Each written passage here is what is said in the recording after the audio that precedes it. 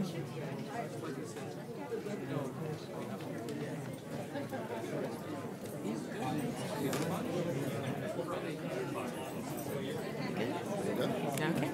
let's blast off. The council meeting of October 16th will come to order. Good evening. Would ask that all in attendance turn off or silence your electronic devices and please stand to honor God and country.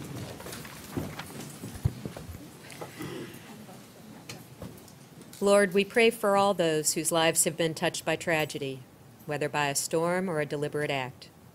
We pray for lives lost in North Florida, families torn apart, lost and lonely, homeless, hungry, and afraid. We pray for rescuers finding survivors alongside bodies, courageous, undaunted, and hopeful. For those who mourn, immerse them in your love.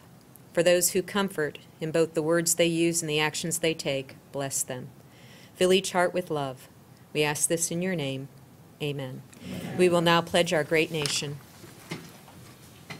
I pledge allegiance to the flag of the United States of America and to the republic for which it stands, one nation, under God, indivisible, with liberty and justice for all.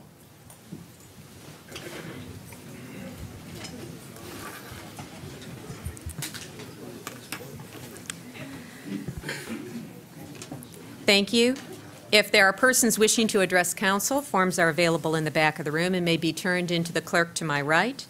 Our first order of business this evening would ask Elizabeth Lieb to approach the podium.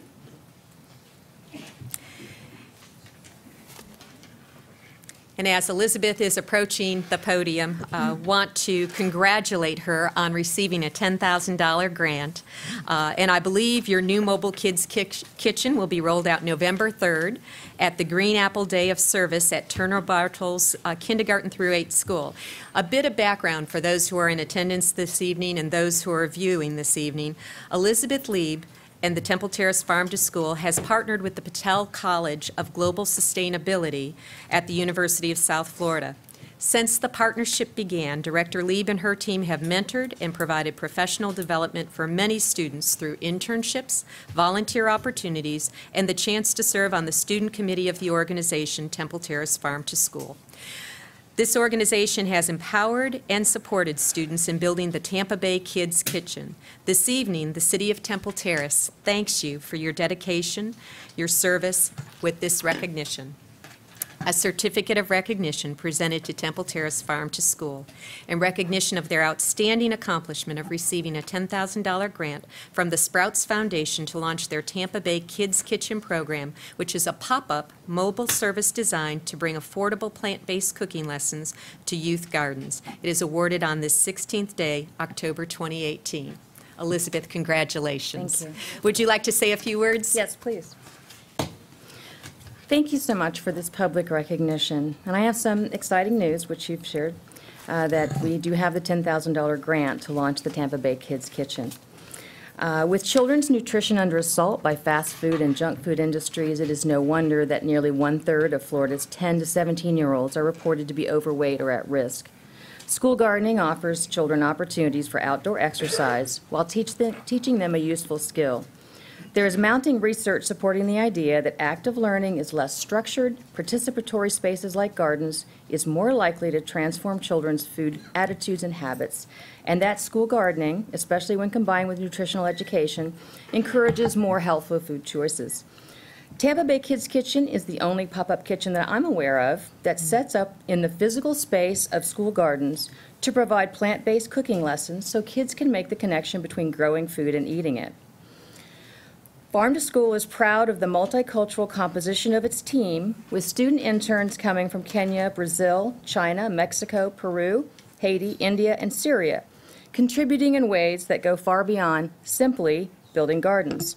Last year, Patel College students led a class of elementary students in an EPA cafeteria food waste audit, as well as gave sustainably themed presentations. All this is possible because of our robust partnerships with the Patel College of Global Sustainability, the U.S. Green Building Council, the USF College of Public Health, the USF College of School of Architecture and Community Design, the Coalition of Community Gardens, and Keep Tampa Bay Beautiful. It is thanks to our hardworking board and the contributions of the Temple Terrace Junior Women's Club, Temple Terrace residents Beth and Jerry Kurtz, and attorney Ken Ward, with his consistent support over the past 5 years, that has made such growth possible. Gardening offers students many opportunities for connecting with local history by incorporating native plants from specific historical eras. As we all know, the city was named for the Temple orange tree. In 2016, Farm to School was proud to partner with the Temple Terrace Preservation Society and the Hillsborough County Historical Society to place a historic marker and establish a mini Temple orange grove at Greco Middle School to help Temple Terrace students make this connection. Coming up, I'd like to pre-promote a few things. Farm to School is presenting the inaugural Kids Kitchen on November 3rd at Turner Bartels, and it is open to the public.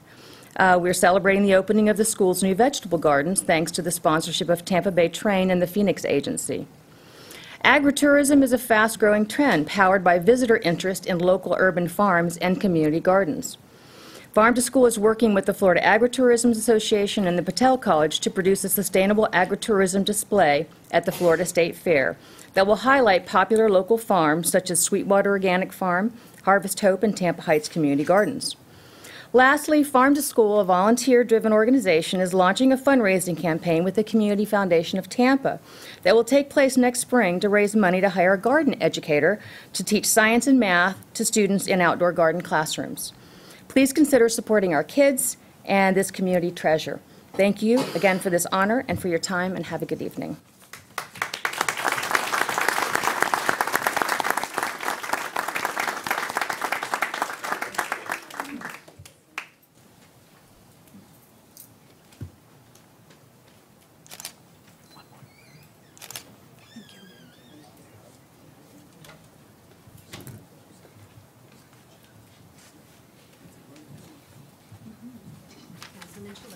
Madam Mayor, if I can, while you're walking back and Mrs. Lieb's family's walking out, Jeremy Lieb is one of my fellow brothers at our jiu-jitsu class, and today happens to be his 17th birthday, so I want to wish him a happy birthday.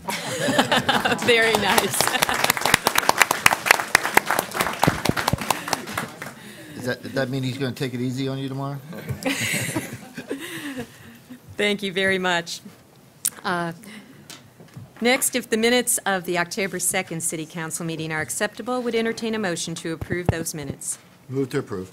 We have a motion. We have a second. Is there any discussion? All in favor, please signify with the aye sign. Aye. Opposed? Thank you. Minutes stand approved.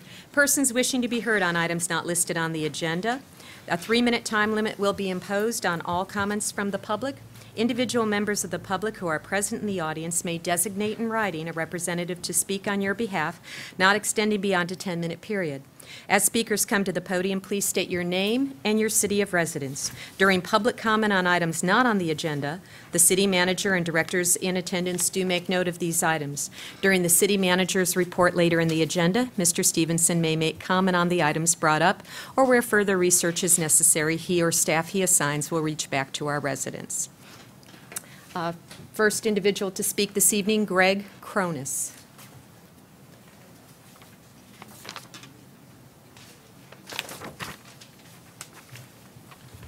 Greg Cronus. I live in Tampa, but right now I'm residing in Lakeland. Good evening, Mayor. Good evening, council members. I have known Dr. Mel for over 20 years. Of all of her attributes, I would say love is her most apparent. What is it that gets you up in the morning? In business, they say find a person's have to. Mel's have to is to help and to encourage and to enrich everyone. I mean everyone that she comes in contact with. Our mayor loves to encourage and lift people up. Our mayor has over 2,500 volunteer hours, 2,500 volunteer hours, and has been awarded the President's Service Medal by President Bush. I volunteer with Dr. Mel on Tuesday mornings reading stories to kindergartners, teaching them the motto, readers are leaders. She truly loves our class. The best part of the whole year is when Mayor Mel and the police chief and the fire chief set up to have a police car and a fire engine meet all the kindergarten classes. Oh, it's when the fire engine pulls up with the sirens going off, half of them that day start thinking and dreaming of being police officers and firemen. firefighters. Napoleon Hill in Think and Grow Rich says, thoughts are things. These are the readers and leaders of tomorrow. The author says, stop, think, and grow rich. Not just monetarily, but rich in dreams and ambitions of when they grow up. This is what drives Dr. Mel. Just loving on people. We had a little girl last year that was always sad and never smiling. Then after many story time encounters in class, she said to me one day, Mr. Gregg, as she smiled from ear to ear, she said, someday I want to be Mayor Mel. Truly a breakthrough in her character and a hope for the future. She is now a first grader. Love has no boundaries, no criteria, no conditions. Mel loves with the love of our Lord. She loves the citizens of Temple Terrace. In the classic poem, If by Rudyard Kipling, he writes, if you can keep your head when all about you are losing theirs and blame it on you, if you can trust yourself when all men doubt you, or being lied about, don't deal in lies, or being hated, don't give way to hating. Then in the last stanza, he speaks to us of how to spend every second of every minute. He says, if you can fill the unforgiving minute with 60 seconds worth of distance run, yours is the earth and everything that is in it, in which is more, you'll be a man, my son. This is our mayor, Dr. Mel Gerardo, every hour of every day. Oh. I'd like to have Thank you, Mr. Cronus. Next will be Elaine Caniglio.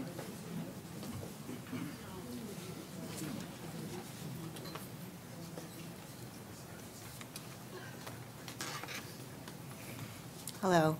I'm Elaine Caniglio. I live in Temple Terrace. I've lived here for 36 years. I've known Mel for 12 years when she joined the Women's Club. I've been a member over 20 years in the Women's Club. Mel jumped right in. She eventually became president, and she raised our club to a level of professionalism that we really hadn't had. And our club was bumped up several notches when she was president.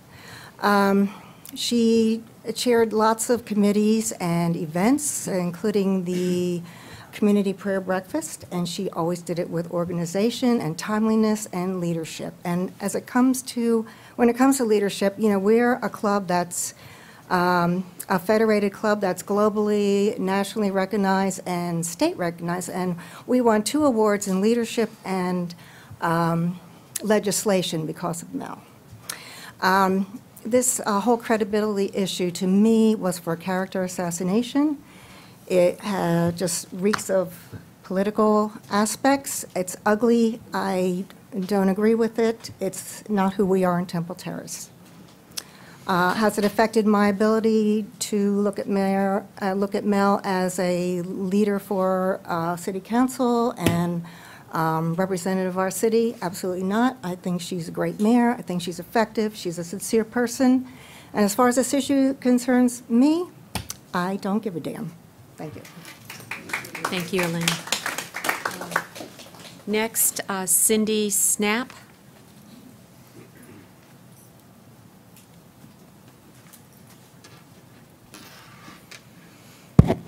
Good evening. I am Cindy Snap. I live in Brandon. I'm one of the teachers at Woodmont Charter School. We want to oppose the call for the mayor to resign. I have been with the school for more than 7 years. We have gone through so many changes, yet before Mayor Mel became mayor, she has been there since the beginning. She volunteers her time. She donated books and resources. She brought, can you remember? She brought professional guests and started a reading program at our school, which we still have today. And it consists of herself and a lot of volunteers, a lot of consistent members at Mission Souls Church. When she became mayor, she continued her visits with her smiling face and encouraging words to our students and teachers and staff. She means a lot to our school. Her dedication, love, faith, and loyalty to us is amazing. She has a mission's heart. On a personal note, as a parent of a child who goes to River Hills Magnet, last year I picked up my son from school. The first thing he said was, "Mom, I got to meet the mayor today. She shook my hand." As a mom, it was nice to see him happy, but that day created a wonderful positive memory. Mayor Mel, thank you for being a wonderful leader, a supporter to our school, to our students, and also to the Temple Terrace community. Thank you.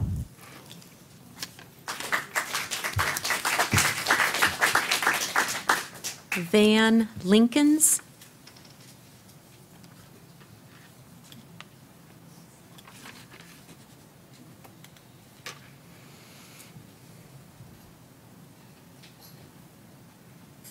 Good evening. My name is Van Linkus. I'm a resident of Temple Terrace. I'm here with concerns as a citizen about a couple things that have made headlines in Temple Terrace related to Temple Terrace news, but specifically I'll speak today about our mayor and the concerns that I have. I also have children in Temple Terrace. I'm raising a family. I'm very proud to introduce my children to the many civic leaders here who are making a wonderful difference in our community gardens, our farm-to-school programs, our Cub Scouts, our after-school programs. But they have read the news and they understand what's happening here. And I'm embarrassed that they have to meet someone who has fraudulently represented their credentials. It's not what I believe in the best of Temple Terrace to be, and I'd like my children to grow up seeing that I'm taking a stance on this issue and that I'm concerned about the leadership of our community. I really am looking forward to a great Temple Terrace, very proud to be a citizen here, really embrace the leadership here that I see doing great things for our community with integrity and accountability. And Mayor, I hope you'll answer the questions that are put to you about your qualifications in fact. Thank you.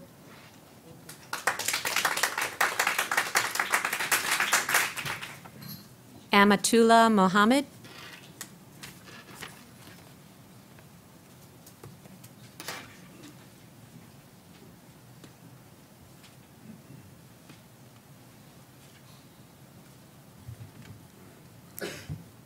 Dear Madam Mayor, dear City Council members, my name is Amatullah Mohammed, and I am the Community Outreach and Events Coordinator for Care Florida Tampa office, and I am a citizen of Temple Terrace residing at 8501 North 50th Street. We are a local grassroots civil rights organization that provides free legal help to all victims of discrimination, regardless of race, religion, gender, or sexual orientation. We also focus on outreach and informing the community about different issues that are affecting our community at large. Our goal is to ensure that Tampa and outward can be a place where people of all different backgrounds can be proud of who they are without fear of intimidation or harassment. In this last year, there have been many constituent reports of elected officials and other leaders making Islamophobic comments, unfortunately some of whom are in this room today. This contributes to the dangerous and divisive rhetoric that American Muslims are inherently other and are not members of our society. During these challenging times we are faced with, it would be meaningful to see all of you stand in solidarity with the diverse communities that make up your city and will be showcased at our annual banquet. The banquet will be held on November the 10th. We are expecting 500 plus people in attendance who care about civil rights and promoting justice and understanding for all people. It is my hope that you will honor us with your presence and be a part of such an important event. Members of the community can obtain tickets by visiting our website at careflorida.org, and I would like to pass out invitations. Thank you. Thank you.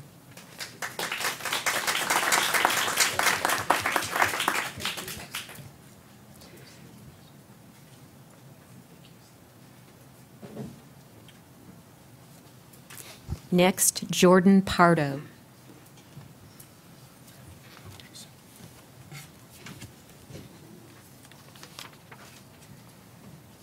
Hello, my name is Jordan Pardo.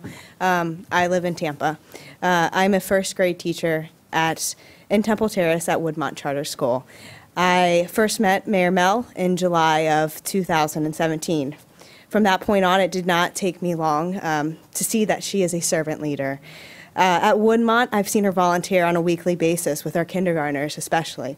She focuses on literacy skills, but more importantly, she teaches about social and emotional skills.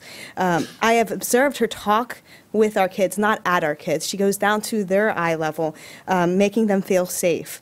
She is showing that she is not only concerned about Temple Terrace in 2018, but she's concerned about generations to come. She is a champion for our kids, our families, and our community. As a teacher in Temple Terrace, we are blessed to have a leader like Mayor Mel. She puts others first and is committed to our community. Mayor Mel, thank you for your leadership. We are honored to have you as our mayor.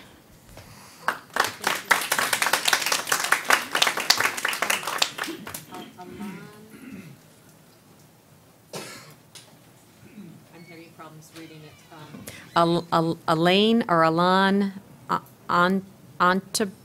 Gerger? I think she knew who you were talking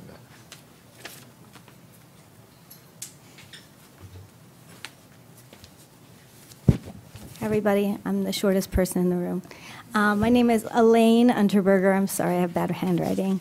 And I have been in Temple Terrace for 22 years, the longest I've ever lived anywhere. I'm here to speak about three things. I think one thing that's important for the City Council to know is I found the charter amendments extremely confusing. I found the entire process confusing, and I have a doctorate. And I find that the water bill had two different versions. I think you should address that to the citizens and help them understand what is actually going on with those charter amendments, which I intend to vote no for because I just don't think that they help our city. Secondly, I am, with the other speaker, concerned about our, our city having a mayor who has a doctorate but doesn't have a doctorate. And as a person who has a doctorate, I know how much work it is. So I would really like to hear some answers and hear how this is possible, because I think that this does look bad for our city. And I'm hoping that our city can grow, get our redevelopment on board, and grow into the Temple Terrace we want it to be. I think this is not a good sign for our city. So I wanted to make that public. Thank you. Thank you. Larry Goodman.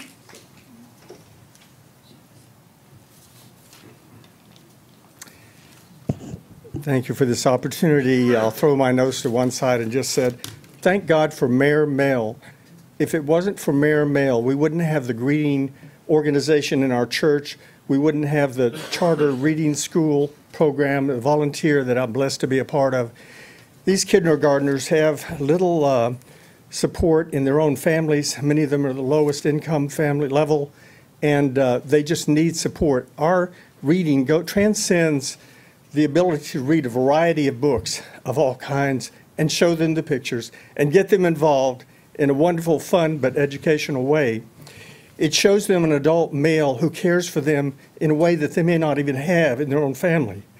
All of this is a result of Mayor Mel organizing this in a very thorough way and getting involved in the school, in teacher support, prayer support, in every way to support the school and the teachers. Even at a recent, last Friday, they have a book fair within the school where there's going to be a library established of 23,000 books. And it's an impressive book fair, and I was glad to look in, and I noticed the third grade teachers, Miss Snap was there, and asked her if any of the students were ones that I'd read to. Well, actually, 3 of them ran up to me and hugged me and thanked me for reading to them. All of this is to reemphasize that Mayor Mel has made an integral part of our Temple Terrace life in such a dramatic way that it's almost impossible to enunciate this. And I just want to thank her for the continuous integrity and character and passion that she's shown me personally, and the church, the school, and all the events and organizations, even the junior women's organizations, things like this, that she's been heartily a part of. She attended the meetings of the city council long before she was ever running for mayor, because she had an interest in every aspect of our community and has supported it heartily. And I thank you for this opportunity. Thank you, Mr. Goodman. Ellen Snelling.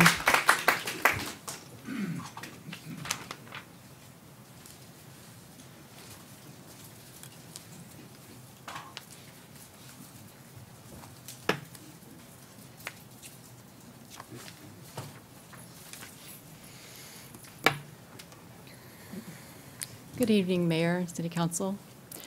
I am here tonight, first of all, I live at 521 Lantern Circle. I've been a resident of Temple Terrace for 17 years. I'm here tonight to talk about the accomplishments of the Temple Terrace City Council, the city manager, under the leadership of Mayor Mel Jurado. Mel Jurado was sworn into office in November 2017 before a huge crowd of supportive citizens, after winning the election by an impressive majority of over 72% of the votes. I voted for Mel because of her integrity, her work ethic, and her campaign promises. A top priority that Mel identified in her campaign was to move forward with Temple Terrace downtown redevelopment. Mel made a promise and kept it. Over the past year, redevelopment has progressed more than it has in the last 15 years. Contracts have been signed with Paragon and the Richmond Group. Under Mel's leadership, redevelopment is now a reality, not a dream. As mayor, Mel has worked hard to promote Temple Terrace to businesses, organizations, schools, chambers of commerce. She attends club meetings, presents at schools in Florida College. She is the smiling face of Temple Terrace at events like groundbreakings, ribbon cuttings, 4th of July, and Veterans Day events. The Temple Terrace City Council mayor worked hard on a plan to resolve the financial issues at our country club. Now the country club is doing well. Membership has increased and all the payments are current. A year ago, things didn't look so good. The club is a real success story and the result of the efforts of the mayor, city council, and citizen volunteers, Gil Schischler and Don Statz. Multiple positive news stories about Temple Terrace have aired since Mel was elected, including stories on the improvements of our boardwalk, the mayor's youth leadership council, and renovation of Temple Terrace Family Rec Complex, which is one of my favorite stories because I'm pretty much there every day, so I'm so excited about this. Another huge accomplishment, Mel and Temple Terrace Police Chief Albano have been working diligently to start a Boys and Girls Club in Temple Terrace, raising nearly $1 million through grants, funding, and donations. The project will break ground later this month. This will benefit Temple Terrace children and families for years to come. Why would anyone ask a mayor who has accomplished so much in 1 year to step down? Mel Jurado has worked tirelessly to promote our amazing city and improve it for a mere $200 a month. What a bargain for our citizens. I am here to thank Mel Jurado for her sacrifice, hard work, and many outstanding accomplishments as the mayor of Temple Terrace, and I'm looking forward to 6 more years of her selfless leadership. Thank you.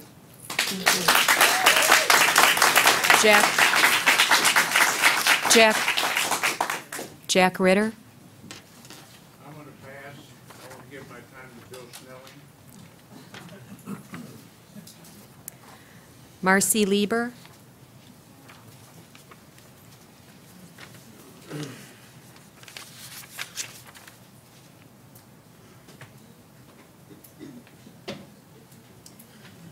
Good evening. I'm Marcy Lieber, and I live at 6624 Glencoe Drive. I have been there for the last 43 years.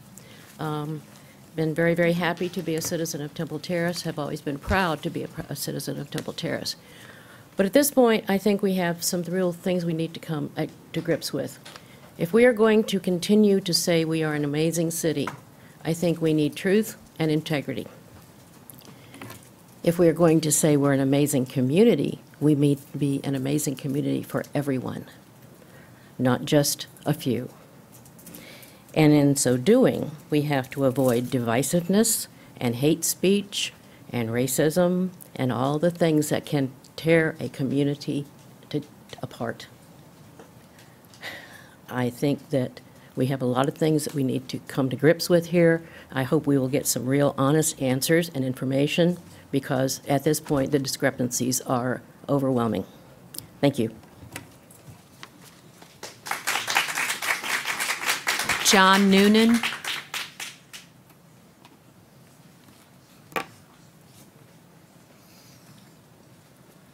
Hi, Madam Mayor, members of the council. I guess I might start off with a joke. You know, I've got lots of degrees. I've got an BA that was granted in 1964 before colleges fell apart. I have an MA from Columbia University. I have a PhD from Columbia University. I've been a postdoctoral fellow at the University of Pennsylvania. I've been a postdoctoral fellow at Princeton University. I've been a postdoctoral fellow at Harvard University. Why aren't you putting me in charge of the city of Temple Terrace based on my wonderful degrees? The answer, of course, is I didn't run for office, and you don't elect people on the basis of their academic degrees. And what's being attempted here is the overthrow of an election. Be clear about it. The election took place. It was a free and fair election. And now a group within the city, and they are a fairly nasty group, let me tell you. I was on their blog for a while, and when I said they shouldn't call people racists, that was a smear, they threw me off the blog.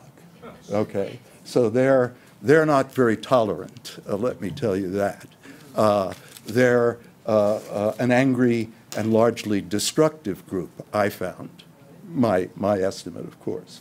But if there are questions about the mayor's credentials, someone called them fraudulent, actually used the word fraudulent.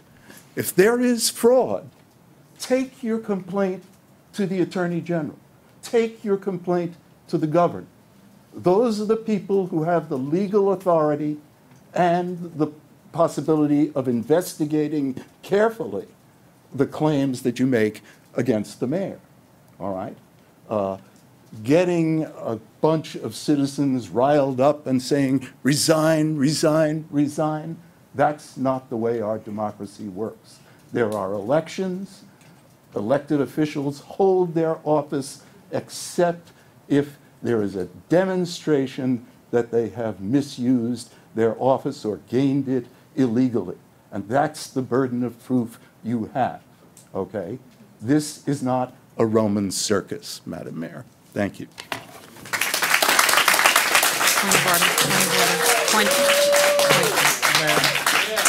Tara Ferguson.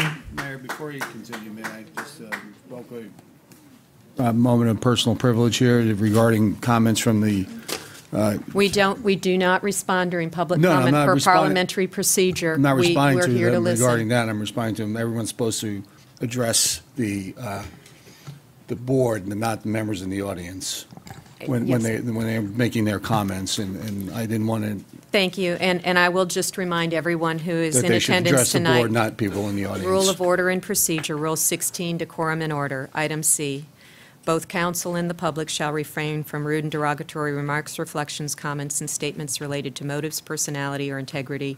And per parliamentary procedure, Chapter 430,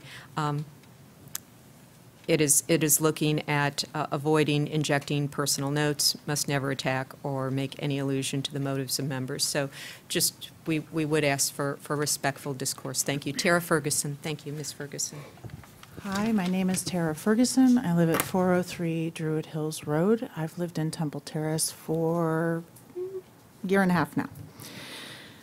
I love the fact that the rules were read, and we have those rules and procedures for a purpose, and it is to protect us. One of the most sacred principles of the American system of justice is the assumption of innocence until proven guilty. In other words, it is required within the proper arenas for accusers to present a factual case supported by evidence, okay, which then is decided to prove guilt, okay? Now, this is not just an idea that is it is not just a nice idea, it is a cornerstone, as much as freedom of speech is, to our identities as Americans.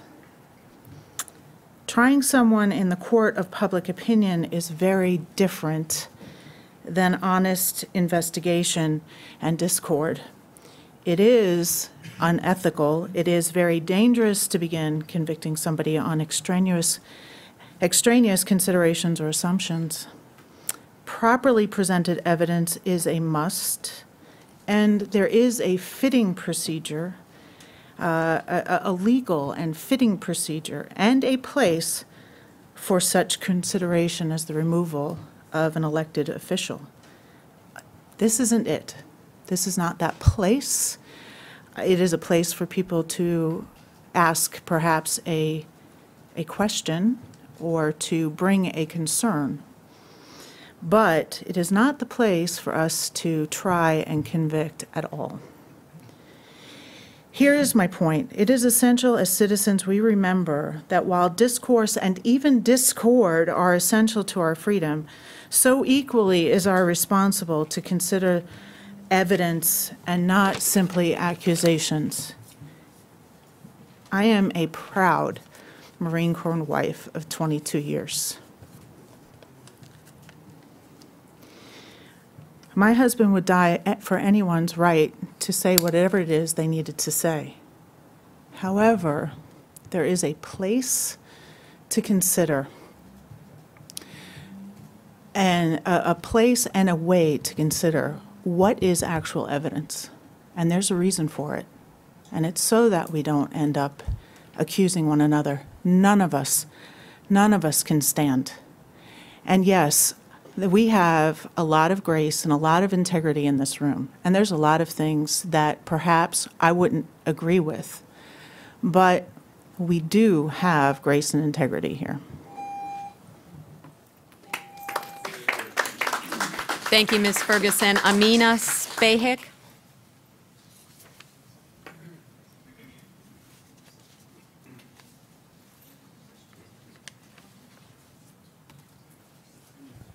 Good evening, everyone. My name is Amina, and I'm from Temple Terrace. I just wanted to say, first of all, that I feel sorry for everyone here who seems to want to live in a world where facts are subjective and integrity does not matter. If you want to be a public figure and you run for office, there's a lot that comes with that territory, and that is one of those things is public opinion. To the woman who spoke about her son meeting the mayor, I was once that little kid too. I went to Pisa Elementary. I barely spoke English at the time as I'm an immigrant from Bosnia, and we had just collected 10 million pennies in giant bottles when Mayor Pam Iorio came to congratulate us. I was a bus patrol, so I got to stand with the other bus patrols when she came over to give me a hug.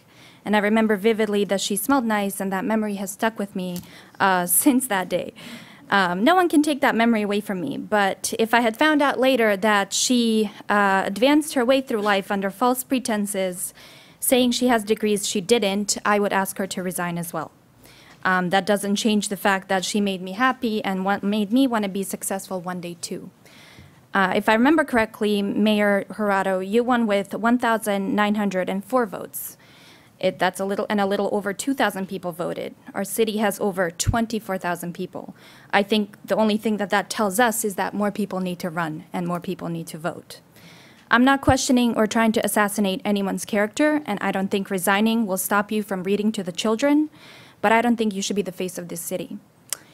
You've been defended by your fellow council member in the papers, David Pogerlich, who himself has posted a number of Islamophobic and racist garbage on social media. You've been sitting on council for 8 years, Mr. Pogerlich, and if you were not termed out, I would ask you to resign as well. Because when a black woman came a couple weeks ago to present her plan for a parcel of property here, she was turned down.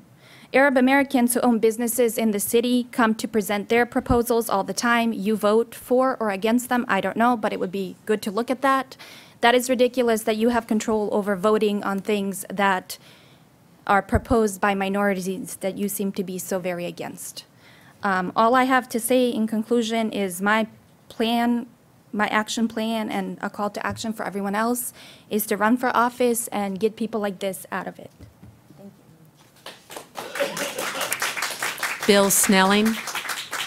And Mr. Snelling does have time that was awarded from Mr. Ritter.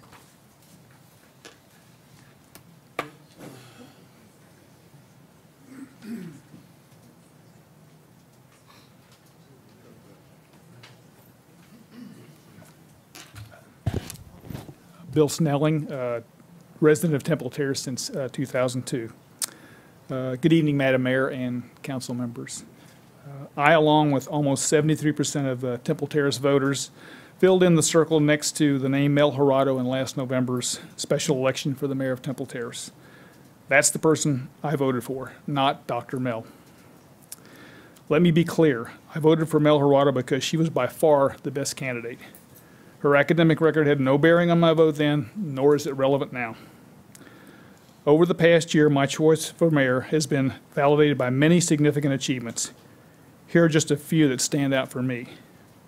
Number one, she has worked tirelessly to represent and promote the city of Temple Terrace in a variety of Tampa, Hillsborough County, and state events. The face of Temple Terrace is smiling again under her leadership. She created the first Temple Terrace Mayor's Youth Leadership Council and helped obtain funding for this initiative. Just one of the many things she's done excuse me, to strengthen relationships with local schools. She and Chief Albano have been working to establish a Boys and Girls Club in Temple Terrace, raising nearly $1 million through grants, county and city funding, and donations. She has also, number four, she has also streamlined the city council meetings, employing proper parliamentary procedure when needed. I could go on, but it would take a lot longer than 3 minutes. Despite all that the mayor has done, a small group of individuals have been working diligently with selected Tampa media outlets in a misguided attempt to undermine her reputation. In today's political climate, it's truly unfortunate that public officials often have a target on their back. Madam Mayor, I ask you to consider the source of these attacks and ignore these distractions with the knowledge that the majority of Temple Terrace residents support your efforts to make this a great city. We have your back. In summary, I know in my heart that you are working every day to make Temple Terrace the best city it can be. I'm looking forward to the next 2 years of your leadership and also to walking with you again when you run for mayor of Temple Terrace in 2020. Thank you again for all you've done over the past year for our city. Thank you, Mr. Snelling. Point of order. Ron Govan.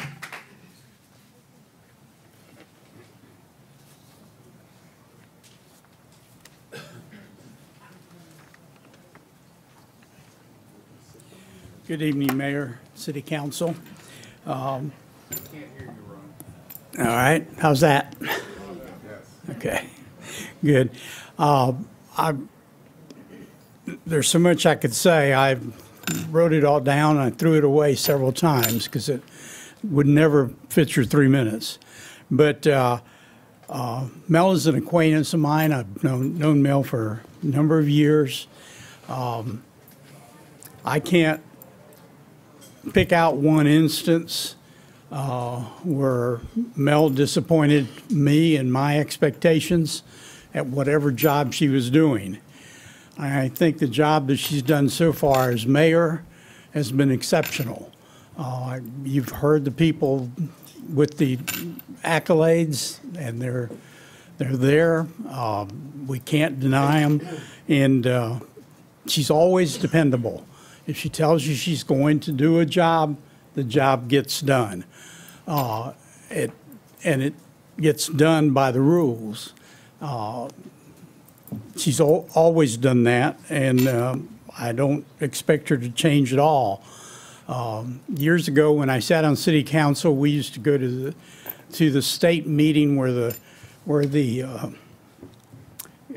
all the council members from the state of Florida and the mayors were there. And she used to do seminars to teach these guys, me being one of them. And I can tell you that she did an excellent job at that level, talking to people that are educated at levels well beyond the norm. And I think she can do the same thing here. And I keep coming back to the word dependable. It sticks in my mind as what she is. And, you know, I'm confused with even questioning the importance of a degree when the college went out of business after the degree was issued. I don't even understand that. I can't logically think that one through. That means that if I went to University of Tampa and got a BS degree there, if they quit as a college, do I lose my degree? I think there's, I think that's our publications and news people trying to rush in to make something of nothing. And I think we are here because she is an asset, and we want to carry her forward. Thank you. Thank you. Denny Kunak. Denny Kunak, or Kanik? Sorry, Denny. Dear Council, my name is Denny Kunak, and I'm here on behalf of Mayor Dr. Mel to share with you a few points which I find both disturbing and encouraging as the media related to me the situation. I apologize having had no chance to learn about the situation until this morning when I was waiting for my doctor at his office and saw the Channel 8 news on TV, and I learned this is going on here. So to put my comments into a proper professional context, let me say something about my background, please.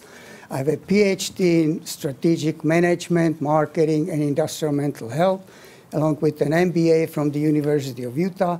Both degrees are from an accredited institution, which is a question here regarding Dr. Mel's qualifications. Then I also have a Doctor of Science degree from the so-called MIT of Switzerland.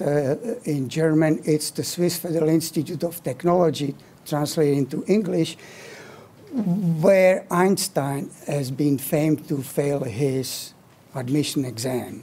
So that may give you an idea about my background. And that's on top of my master's degree equivalent from Eastern Europe, former German part under Hitler, where I was born, and that's from the Technical University of Reichenberg.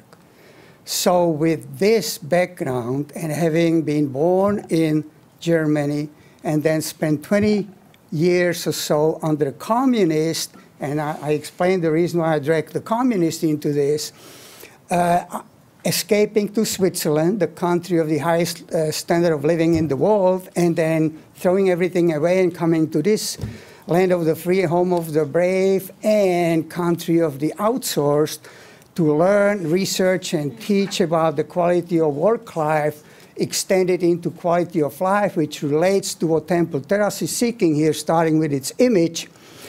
I want to say this regarding the credentials of Dr. Ford.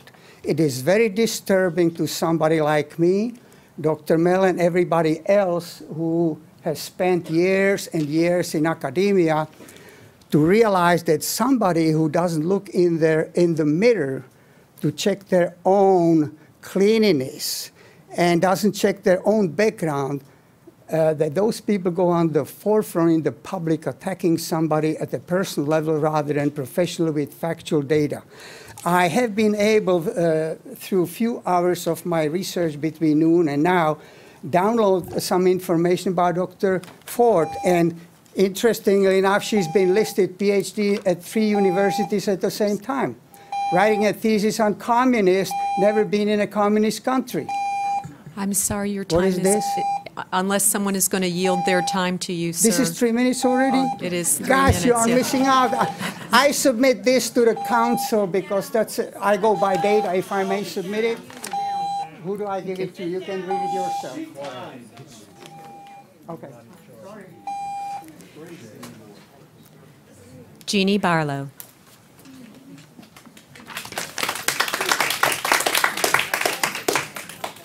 Good evening, Mayor, City Council. I have known Mel Jurado for approximately 18 months, but I have known of her for much longer than that. Through her commitment to the Boys and Girls Club, her advocacy of education, and through her volunteer service on various boards and committees. I met her personally in early 2017 when the city manager was searching for a facilitator to lead discussion in the City Council's annual goal-setting session. Her reputation as an excellent facilitator was far-reaching, so the city manager believed she was exactly who we needed to lead the council's upcoming session. The problem we faced was that we had a shoestring budget well under what most facilitators charged. When Mel found out that we only had a small amount budgeted for the session, she offered her services to us at a greatly reduced rate. She noted that since Temple Terrace was her city, she would lead our discussion for a nominal fee because it was her way of showing support for the city she loved. Mel proceeded to put considerable effort into planning and holding the goal-setting session, to include meeting with the city manager, reviewing historical information, designing interview questions, interviewing council members and collating their responses, designing and creating materials in preparation for the session, attending city council meetings, facilitating the goal-setting session, and recording and reporting the results. Mel Jurado put 100% effort into ensuring that the goal-setting session would be a success, which I have learned is typically how she takes on every challenge that is presented to her. Mel Jurado, as mayor, puts 100% effort and works tirelessly on behalf of the city of Temple Terrace. She and the council have accomplished a considerable number of achievements since her election in 2017. In the years since she has taken office, she has proven to be an accomplished and effective leader who puts her words into action that impacts this community in a positive way. She serves as mayor because she wants to make a difference, and not for the pay and not for the glory. She gets very little pay and a lot more grief than glory. I know the mayor to be a woman of integrity and strong moral principles. She is a motivational inspiration to those who know her. But most of all, she is a genuinely nice person. It doesn't matter to her if you're President of the United States or a chimney sweep. She treats everyone equally with respect. It's a shame that she isn't being shown the same courtesy. In closing, I ask here tonight, who are challenging the mayor's integrity, a few questions.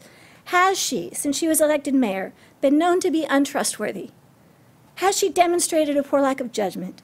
Has her integrity ever been questioned? Has she done anything that was not in the public's best interest? The answers to these questions are a resounding no. Mayor, I'm sorry that you've received this negative press. You deserve so much better than this. Elizabeth Affronti. Elizabeth Affronti.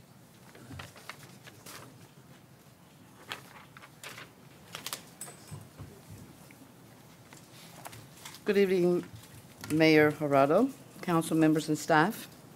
Thank you so much for allowing me to speak on behalf of my dear, beloved friend, Mayor Mel Jurado. I can attest to her constant friendship, her loyalty, her love, her compassion, and most of all, the love that she has for friend, family, the city of Temple Terrace, all of you and all of us. I've known her for 22 plus years, and I have not known her to waver from any of these things that I mentioned, plus many more. We have been co-workers many times on several projects, most of the years that we've been together, and they've all been wonderful, perfect years. Mel, thank you very much for your friendship. I love you. I particularly want to address the involvements that she's had with the Temple Terrace Women's Club, although Elaine kind of touched on some of them. I will list them. It's also known as GFWC because of this club is the local chapter of a state, national, and international organization of women's clubs. This is an important group of charity-driven women who work diligently in our community for various groups and individuals of this city. I believe a former mayor, whom I know and is very close to me, referred to that club as the movers and the shakers of Temple Terrace. I dare say he was a bit prejudiced, but he and other men in our community helped us out a lot. That's how Mel got involved with GFWC. I invited her to a meeting. She was reluctant at first because she thought we did nothing. We were just a women's club having tea parties and cookies, I think. But when she came to the meeting, she was pleasantly surprised to know that we are a charity-driven group and we are very, very compassionate about what we do. And we work for the city and beyond. And so when she learned all that, she said, I'm joining. So as membership chairman at that time, I jumped right on that and inducted her into the club. From the get-go, Mel was in service. She was immediately snapped up by the Arts Committee, who put her to the task of chairing that committee. No small task, for she hadn't had time to learn yet about the club, how it works, and now, particularly the committee for which she was chair. She did learn that year, and she and her committee were recognized by the state GFWC by being awarded second place for the most active arts committee in Florida in 2007. In 2008, her committee, along with Mel, was awarded first place in as the most active arts committee in Florida. At that same time, our club was publishing and delivering the Temple Terrace phone directory, y'all remember that, which we distributed to all the citizens of Temple Terrace that we could find. She not only was a part of this delivery service, but she enlisted the help of her husband and other guys who were able and did work out, Rod and Joe and some others. In 2008 and 2009, she asked for the Championships Club Legislative Affairs Committee. Did I not talk fast enough? You have exhausted your time unless there's someone who wants to donate time to you, Elizabeth. That's fine. Somebody else will cover this. Thank you. Nicole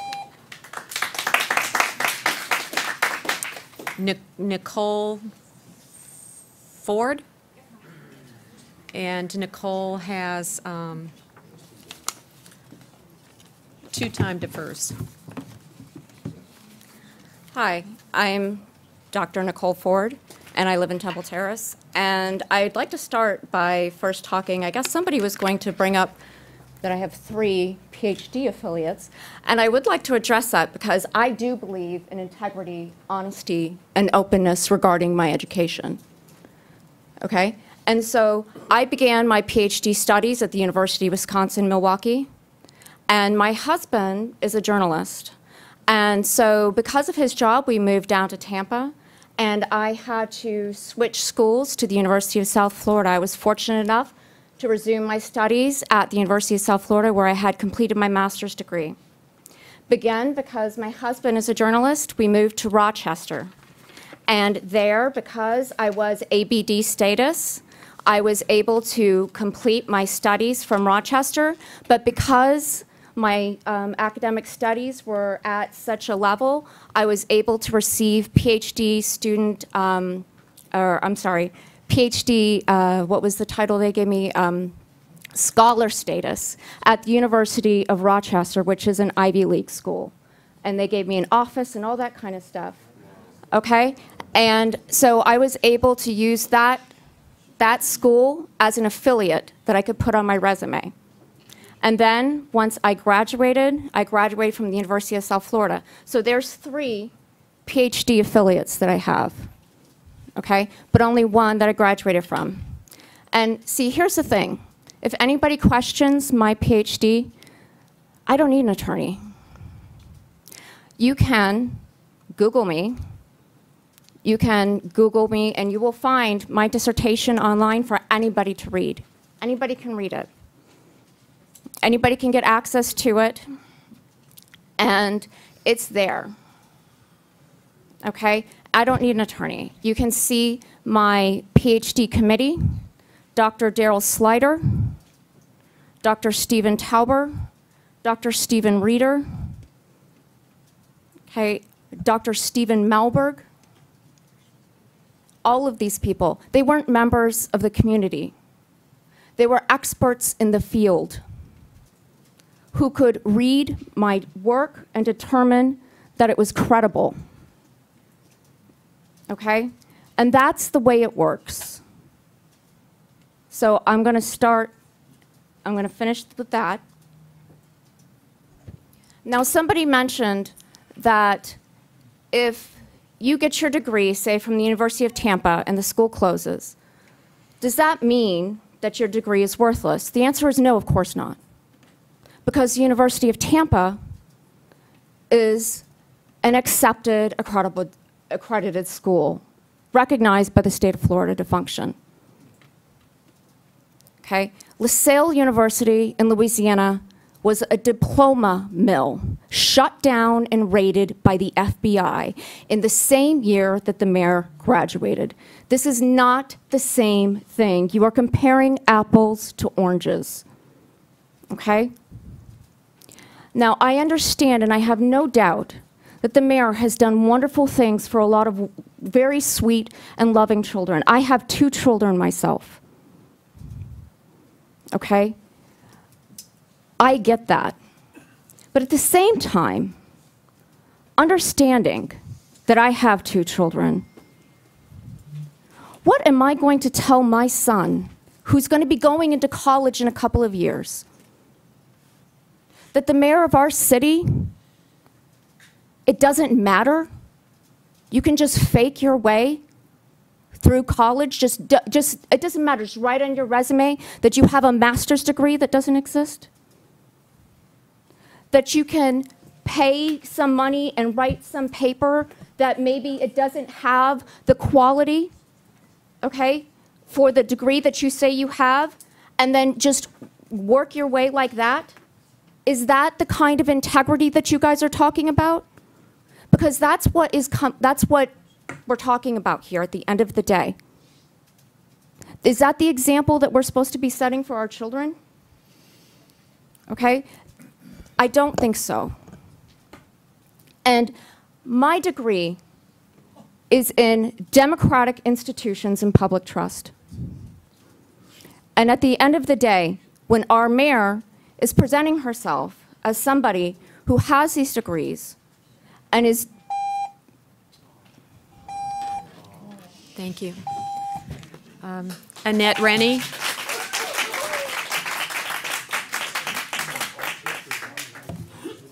Annette Rennie, 9512 Woodland Ridge Drive. I'm here this evening to support our mayor. From the time I met her, I knew she was not only a good lady, but she had a giving heart. This witch hunt reminds me of the Kavanaugh hearings. Why does anyone want to tear a person's life apart? Politics? Is that a good reason? My answer is no. Mayor Mel, as I call her, has given so much to this city. Her church, Mission Hills Baptist, the Boys and Girls Club, and as far back as 1987 facilitated and helped author the first strategic plan of Tampa AIDS Network. I could go on on her accomplishments, but we'd be here forever. What I do know, and there is no denying this, that good always overcomes evil. And if it does not come back to you here, it will in the life after. I will say to Mel, I am proud to be your friend. I am proud to stand by you, and I'm glad I voted for you. Those who sit home and criticize have never accomplished what you have. I say to those people, get out and help others. No good, not evil. You will do good, not evil. You will be a much happier person. I am proud to be your friend. To my mayor and friend, keep on doing what you're doing, and don't worry about the others. Thank you. Joe Affronti. And Mr. Affronti does have one deferred time. Do I get 4 minutes or? Okay. My name is Joe Affronti, and I live at 922 North River Hills Drive here in Temple Terrace, and I thank you for allowing me to get my 2 cents in here. We've got many challenges to address in our city, but here we are tonight talking about Mel and her degree and so on. We have so many challenges tonight. Why are we discussing this? Only because, in my opinion, people are trying to destroy your reputation. That's my feeling. Mel and our city along with it. My wife Liz and I have known Mel and Rod for more than 20 years, and we've always admired the hard work, dedication, integrity, and dignity that Mel has shown over those years. In our opinions, what Mel commits to can be taken to the bank. I don't vote for any of you, I never did, because of your degree. I vote for you because of what you could do for our city. Mayor Mel has been an extraordinary example of someone who has dedicated herself to helping our city in so many ways, directly and indirectly. I'd like to list a few examples. Some have already been mentioned, but I'll go ahead and mention them anyway. Mel was appointed to the City of Temple Terrace to serve as a board member of the Hillsborough County Community Action Board. She was on the executive board. She and Chief Albano, even when I was still mayor, we met to discuss the possibility of the Boys and Girls Club. That was before Mel was even mayor, but she was involved. Now, on the 29th of this month, there's going to be the groundbreaking, and they've already raised over $1 million for that club. She was appointed by Rick Scott to lead the Florida's Agency for Early Learning. As an agency director, she oversaw the budget of $1.3 billion, created and directed policy, trained, developed, and managed 130 employees, impacting more than 250,000 children. And she was one of 19 state board members of the Children and Youth Cabinet appointed by Governor Scott. She's really been involved in Awana, the third grade leader at Mission Hill Church in Temple Terrace. She was appointed by Governor Chris to the Florida Boxing Commission, making her the first woman ever to chair a 5-member board. Appointed by Governor Bush to the Hillsborough County Early Learning Coalition, overseeing all voluntary pre-K early learning projects with an $85 million budget. She was reappointed by Governor Chris. She was awarded the Presidential Service for documented 2,000 hours of community service. She's a past chair of the Community College 2009 Presidential Showcase, where they raised over $68,000. Past chair of the American Cancer Society Relay for Life, raising $165,000. Past chair of Temple Terrace Chamber of Commerce Community Corner. Past chair of Hillsborough County Republican Club Legislative Affairs. She was past president of the USF Athletic Association. Executive board member, USF Foundation. Chair, USF Athletics Association. Board of Directors, USF Sundome, Inc. Personnel Committee, First Baptist Church at Temple Terrace. Personnel Committee of the 10,000-member Idlewild Baptist Church. Executive board member and board secretary of Easter Seals. Executive board member of Gasparilla Arts Festival.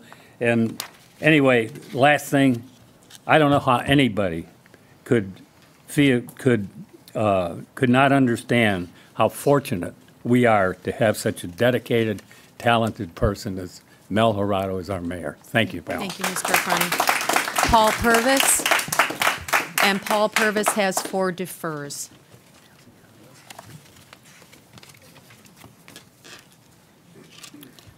Good evening, Mayor Jurado, men and women of the City Council. I want to begin by saying thank you to each of you. You are serving our community, and I'm grateful for that. I think I understand your role. You're public servants. You conducted a campaign. You were elected to this office to serve our community. You do this not for the recognition. You do it not for the personal benefit, and you certainly don't do it, as we've mentioned already, for the compensation. You do this to make our little city better. So thank you. I'm grateful that we live in a nation where we can come together like this in disagreement and determine we don't have to be disagreeable. But it's my understanding tonight of this public service that compels me to speak before this council. I've been grieved over the last 2 weeks as I've watched allegation and innuendo leveraged against one of you, a public servant, an individual who daily demonstrates her desire to see Temple Terrace reach its preferred potential. As a fellow citizen, as a voter, as a concerned resident, I come asking you to do your part to help us move forward past this, to help put these attacks against Mayor Jurado to rest so that each of you can devote your full attention and your energy to the future of our city. It's time to move on. As a political scientist, and yes, in education, those of us who have degrees in a particular field refer to ourselves with that discipline's moniker. My degree as a bachelor was as political science. In political science, you learn that all politics is local. And it would appear that this is local politics at its worst. It's discouraging. It appears that those who disagree with Mayor Jurado's vision for our city, her political affiliation, or simply don't like her, have attempted to attack something she spent her lifetime building, her character. Is it because she's a strong conservative woman? Is it because she doesn't back down when faced with opposition? Or is it simply carryover from broken national dialogue where we're more concerned with tearing others down than building communities up? I don't know, but I know that it's unwarranted. It's unwarranted here. It's really unwarranted anywhere. I want you to think about these attacks. Are we alleging there was a crime? Are we saying that our mayor committed immorality? We are not. The complaint appears to be that someone with a master's degree in industrial psychology from an accredited American university calls herself a psychologist. And secondly, that this same person who completed the work necessary for a doctoral degree and was given such a degree has continued to refer to herself a doctor. How silly. Please understand, no one has alleged that our mayor, Mayor Gerardo, claimed to be a licensed therapist. No one is suggesting she's ever seen patients. No one is implying that these degrees, earned or not, are necessary for this office to which she was elected. One thing is clear. It's time to move on. The issues in Temple Terrace are far too important for this. Our leaders don't need to be sidetracked by these issues. Our community desperately needs revitalization. Our city hungers for economic development. Our schools are in need of attention and involvement. I get it. I listen to our leaders in Washington. Politics ain't beanbags. This is the rough and tumble. You knew this when you signed up for it. You signed up for scrutiny and you prepare for the agony. You recognize you're in the public eye and you realize you may be the subject of lies. But you do it, each of you, because you're called to public service. And men and women of this council, citizens of this city, that's what Mayor Gerardo is guilty of. She spends her days and nights serving our great little city in this little corner of the world. And how does that look? Well, she attends her fair share of long meetings like this one. But she also represents our city well on many boards and committees throughout the county and state. She encourages local businessmen and women. She recruits economic partners. She supports our community organizations. She champions our schools. She reads to and mentors our students. She invests, as you've heard, in future boys and girls clubs. She started our first Mayor's Teen Youth Council. She cheers on and encourages the volunteers for the Habitat for Humanity. In short, everywhere you look in our little city, you find our smiling mayor, including the second floor of the children's building of her church, where she teaches my 5-year-old little girl biblical principles like, be kind to others, choose your words wisely, and do unto others as you would have them do unto you. In these areas, our mayor is guilty as charged, and I'm glad to call her our mayor. Elections have consequences. Mayor Gerardo was a qualified candidate who won an overwhelming election by an unprecedented margin. It's time to move on. Amen. Mayor Gerardo, if I may address you, I want to remind you of something I regularly tell men and women, boys and girls that I meet. Your value is not in your title. It's not in your position, your career, your education, your bank account, or any of these things that are deemed important by the world. Your value is in who you are in the image of your Creator.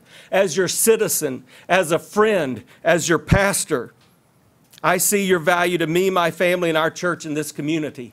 I don't care if I call you Dr. Mel, Madam Mayor, Miss Gerardo, Mel, Melody, or anything I choose. I know when I call you, you will come desiring to help and serve. And for that, I am grateful. Thank you for what you do for our community. Thank you for what you do for my family. Thank you for your support.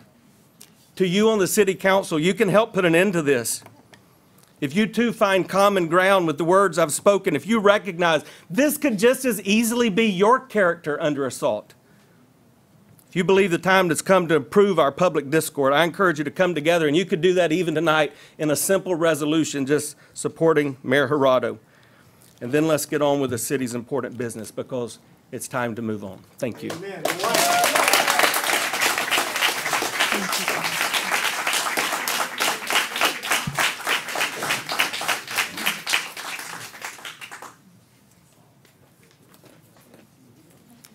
Susan Greenbaum.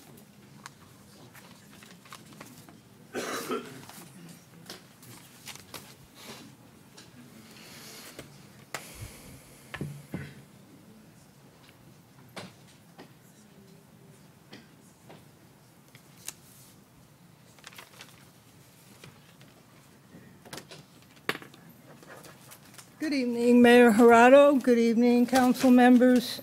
My name is Susan Greenbaum. I live at 517 Montrose Avenue. I am a retired professor from USF. I worked in a department that granted PhDs. I oversaw the production of about 30 of them. I know what it takes to do that. I know what it took when I did it. I know what happens when people say they've got degrees they don't have. And that's usually considered to be a serious problem. Now, I don't think the mayor needs to have a PhD to do this job. She probably doesn't even need a master's degree. But she does need to be truthful. And she does need this degree to do the work that she actually earns a living from, and that's a consideration also. Now, this is not a matter of attacking the mayor. This is not political. I'm not political, and I don't have an axe to grind. I'm not even aware of the mayor's politics as far as that goes. But I am aware of the bad publicity that the place where I live is receiving. It's received over and over and over again until it really worries me about what's going to happen. Now, your degree is from LaSalle, Louisiana, right? Well, there's no dispute about that, apparently. The stories in the newspaper are not inaccurate, as I'm given to understand. So it can't be considered to be a smear. It's not an attack. It's not an assault. And it's certainly not dishonest. It is an important issue. I don't know what should be done. I think the mayor should resign, because I think this is a cloud that will stay over us. And I do think it's a serious problem. You cannot say you have degrees you don't have. You cannot say you got a degree from a place where you didn't get it. You can't write that down. You can't put it on your LinkedIn. You can't put it on your resume. You can't put it on the city's website. And that is embarrassing to the city, and it's embarrassing to me. And it hurts me because I know how many of those students I shepherded through this process came out with student loans that are just crushing them now. So this is not a minor thing. And that's all I have to say. And thank you very much. Trinity Miller.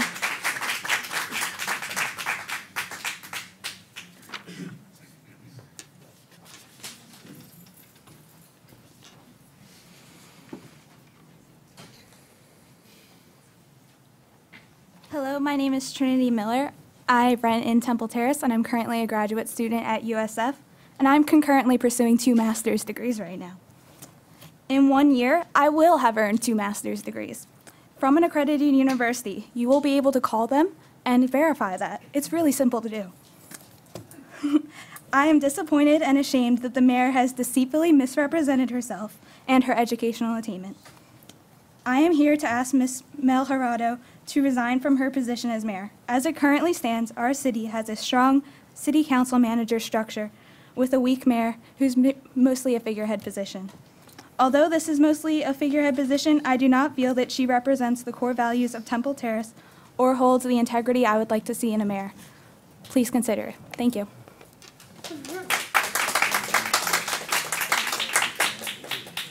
Tyler DeMond.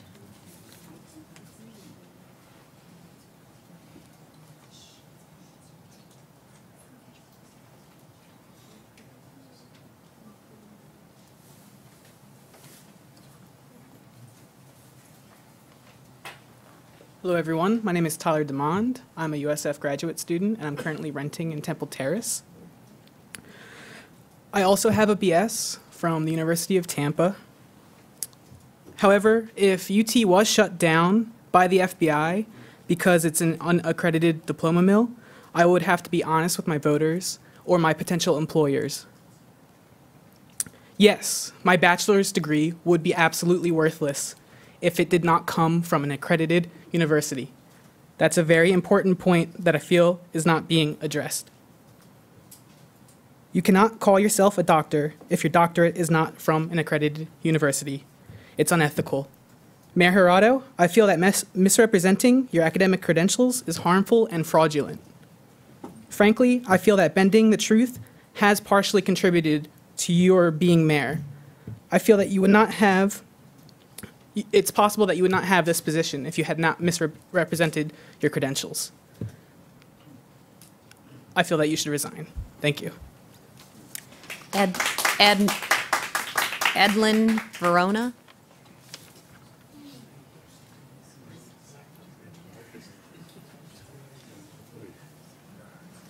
Hi, I'm Edelyn Verona. I live on 6403 East 113th Avenue, and I am a psychology professor at USF.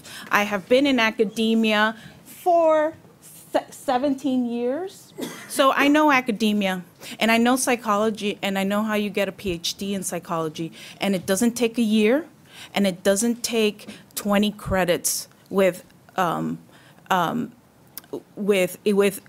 degree, and then it doesn't also involve you doing a dissertation that isn't evaluated by faculty members with PhDs who come from accredited universities themselves.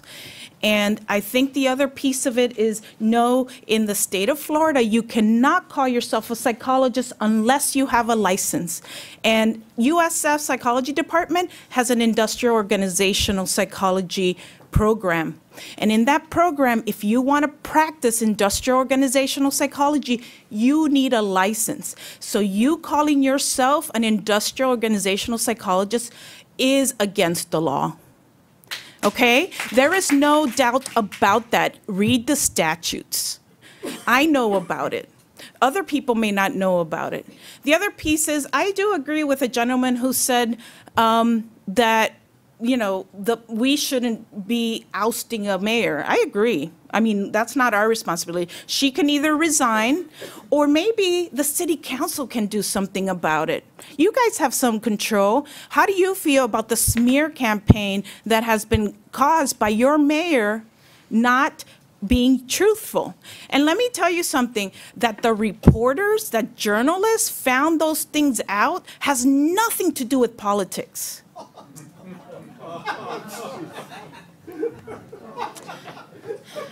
And honestly, how you can sit here and listen to all these platitudes about yourself and invite people to come say these nice, wonderful things about you and sit without shame is incredible to me. Because if me as a psychologist who got a PhD, which by the way took 5 years of coursework and research, as well as 1 year full-time clinical internship, that's 6 years of my life. I know what it takes, and I would be so ashamed if I was claiming that I had a degree that I didn't. And I just can't believe that you would accept these platitudes from people just because you're a nice person. I mean, that is not what it takes. If you would have just a high school diploma and you would run for mayor and people liked you and wanted to vote you in, totally fine. I don't care. But this is not the issue. You lied and you misrepresented yourself, and you got contracts from the government who thought you were an industrial organizational psychologist, and you're not.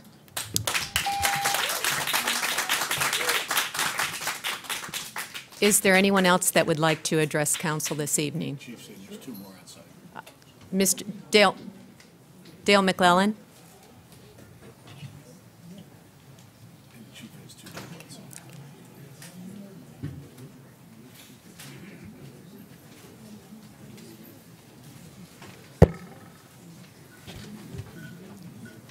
My name's Dale McClellan. I'm at 8601 Harney Road, and got in from Pigeon Forge 11:30 last night and have been seeing all this stuff.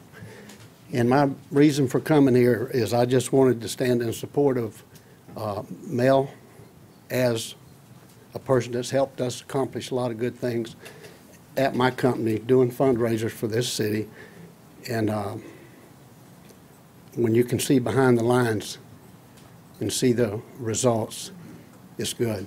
And I don't know about all this other stuff. I've been gone, except I'm here to say I hope we get through this, and when we get through it, that Mel is still our mayor. Thank you. Thank you, Mr. McMillan.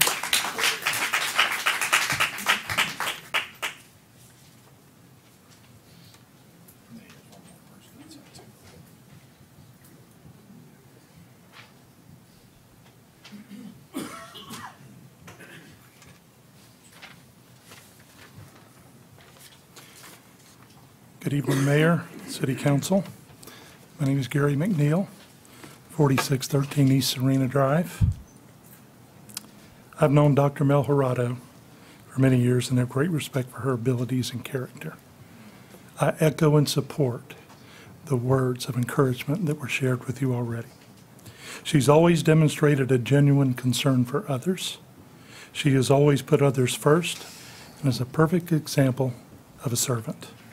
She has tirelessly worked hard for the betterment of Temple Terrace and is a great friend to the community. I have the utmost respect for Dr. Mel and know of no one else who has demonstrated more care for her fellow citizens. Losing Dr. Mel would be an enormous loss to the city of Temple Terrace.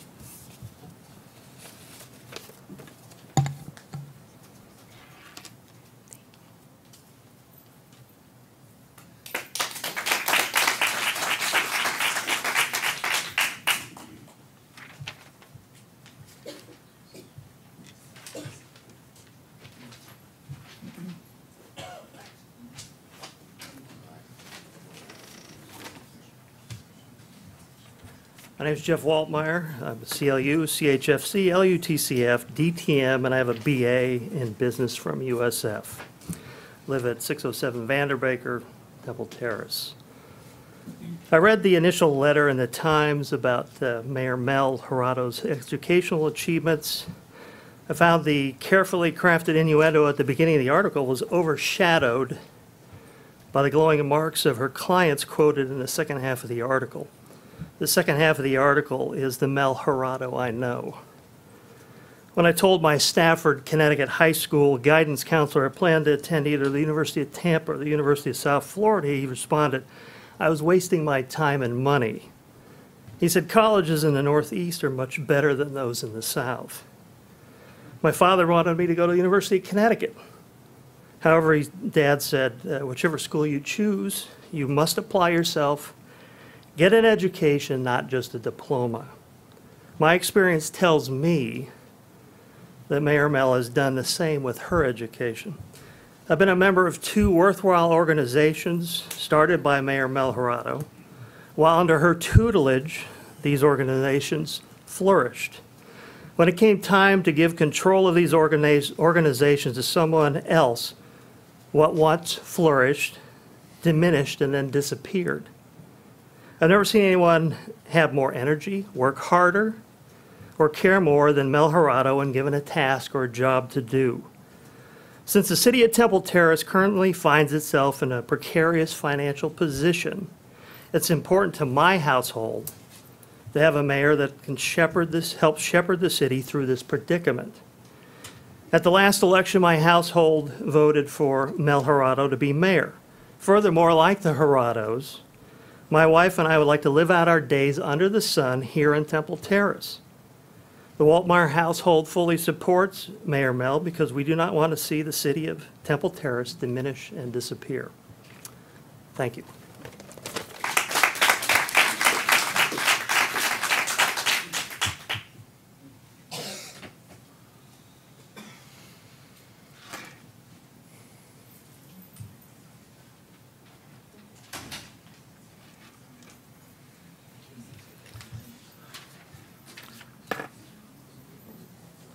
I am Alan Gear. I live at 9413 Allenbrook Street.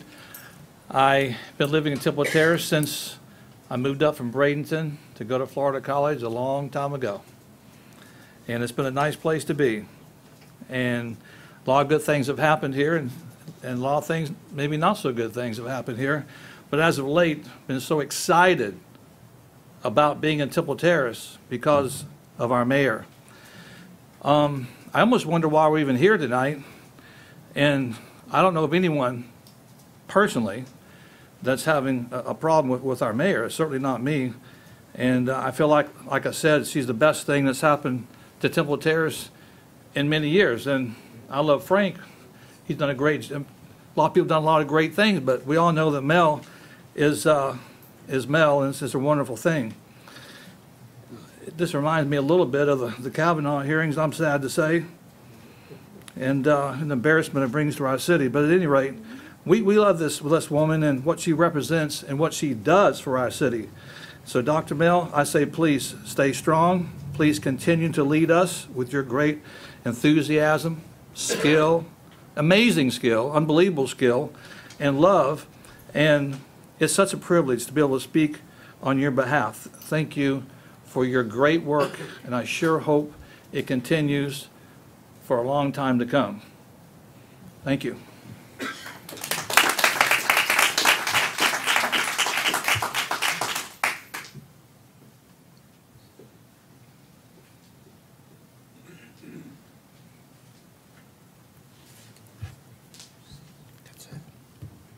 Is there anyone else to address council?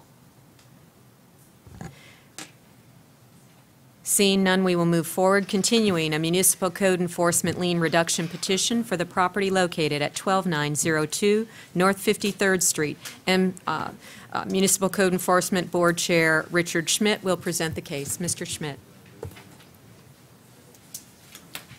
Thank you. Good evening, Madam Mayor, council member, and city staff. I am here this evening to introduce to the board a recommendation for a lien reduction for the property located at 12902 North 53rd Street with a lien amount of $39,600. The city versus Betty Morris in case number 170403. Case 170403 originated back in February of 2017.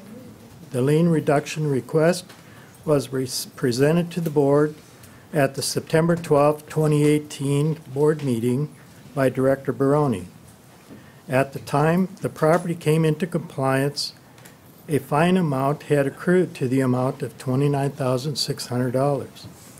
After hearing from Director Baroni and the petitioner's daughter, Miss Stacy Morris, representing Betty Morris, the board discussion, the board on the recommendation as presented to the board by Director Baroni to reduce the lien from $39,600 to $100.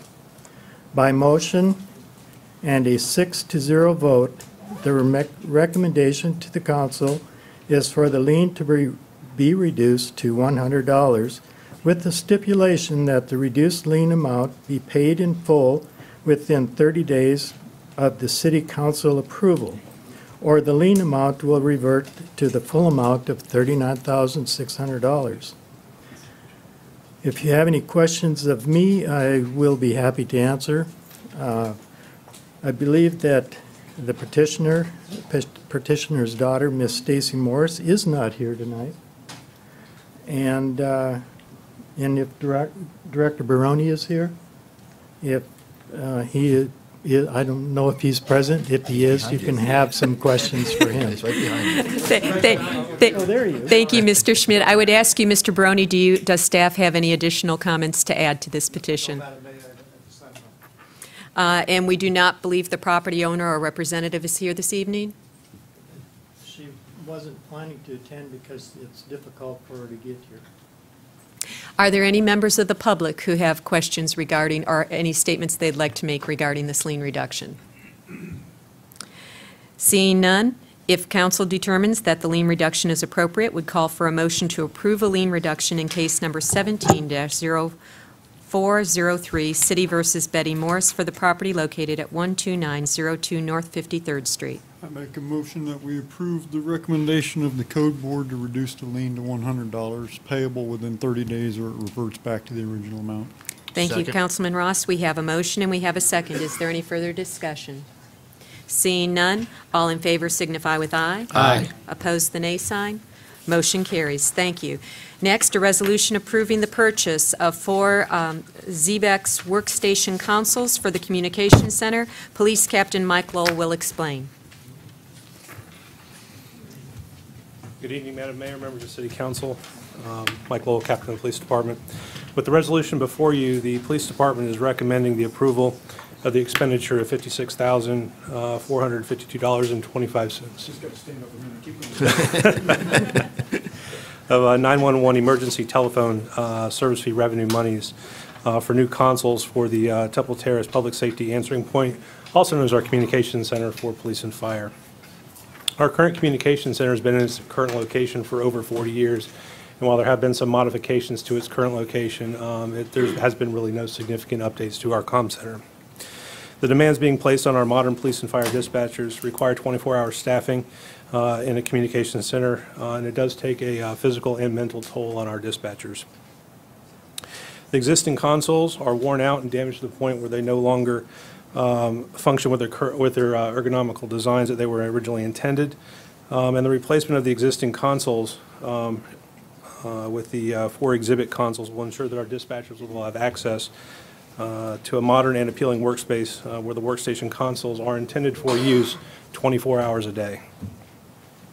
The exhibit consoles that is in the resolution before you were chosen after receiving 3 competitive bids, touring other communication centers, and then also reaching out to other comm center staff when visiting their communication centers would have been impractical. The purchase of the consoles is also an authorized expenditure under Florida state statutes of the 911 emergency telephone service revenue, which is a restricted fund. It is also budgeted in the fiscal year 2018-2019 budget under account number 001-144052164-41. Thank you. Are there members of the public? Excuse me. Are there members of the public wishing to address council on this item? Seeing none, council questions? If acceptable, would entertain a motion approving the purchase of 4 Xybix workstation consoles for the communication center. Move to approve the purchase of 4 Xybix workstation consoles for the communication center. We have a motion. Is there a second? Second. Further discussion? All in favor, please signify with aye. Aye. Opposed, the nay sign. Thank you. Thank you, Madam Mayor. Next will be the first public hearing and first reading of Ordinance 1465 to adopt voluntary annexation of 7860 Professional Place, Annex Number 18-03. It's now open. Planner Marianne Abrahamson will present. Good evening, Madam Mayor, members of council. My name is Marianne Abrahamson. I'm a planner with the city. I'm here to present the voluntary annexation Annex 1803 for 7860 Professional Place. This is the first public hearing and reading. The owner is MAH Tampa Investments, and the applicant agent is WGI Incorporated, who are here this evening. As mentioned, this is located at 7860 Professional Place. The property is approximately 4.13 acres. The existing future land use is CMU 12 in Hillsborough County. The proposed future land use will be industrial in Temple Terrace. The existing zoning is manufacturing in Hillsborough County, and the proposed future land use would, or excuse me, the proposed zoning would be light industrial in the city of Temple Terrace. Per the Hillsborough County tax collector in 2017, the assessed value of this property was close to $570,000. The ad valorem value is approximately $10,600.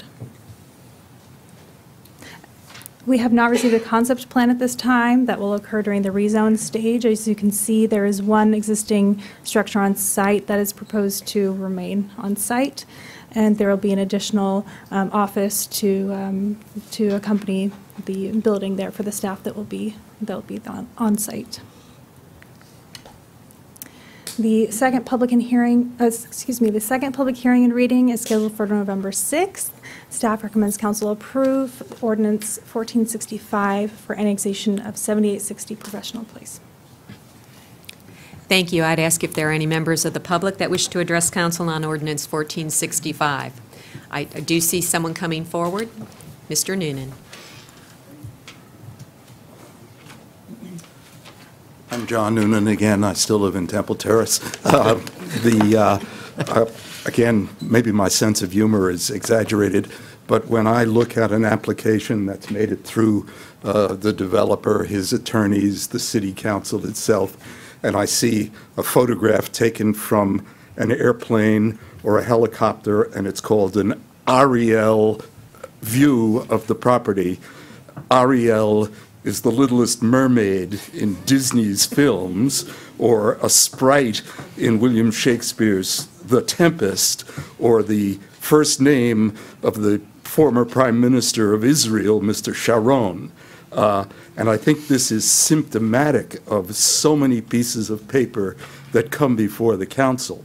Nobody has looked at them carefully. What you have there, of course, is an aerial photograph of the property spelled A-E-R-I-A-L, if my English is correct. And I looked at not just this proposal, but the other annexation proposal, and they're kind of riddled with misspellings, misstatements. Somebody should be doing a better job of vetting these things. Thank you very much. Thank you. Is there anyone else from the public to address council on this ordinance? The public hearing is now closed. I'd ask council members, are there any questions? Seeing no questions, if the clerk would read the title of Ordinance 1465. An ordinance of the City of Temple Terrace, Florida, providing for the voluntary annexation of one parcel of certain real property totaling 4.13 plus minus acres lying within the unincorporated area of Hillsborough County and located at the southeast corner of Professional Place and Maysland Drive with an address of 7860 Professional Place, legally described in Exhibit A attached hereto, and made a part hereof, redefining the corporate boundaries of the city to include the annexed area, providing severability and effective date, and repealing all ordinances or parts of ordinances in conflict herewith. If Ordinance 1465 is acceptable, would entertain a motion to approve the ordinance on first reading. If approved, the ordinance will appear for a second reading and public hearing on Tuesday, November 6, 2018. Is there a motion? Move to approve Ordinance 1465 on first reading. We have a motion. Is there a second? Second. Further discussion? All in favor, please signify with aye. Aye. Opposed, the nay sign. Thank you. Motion carries.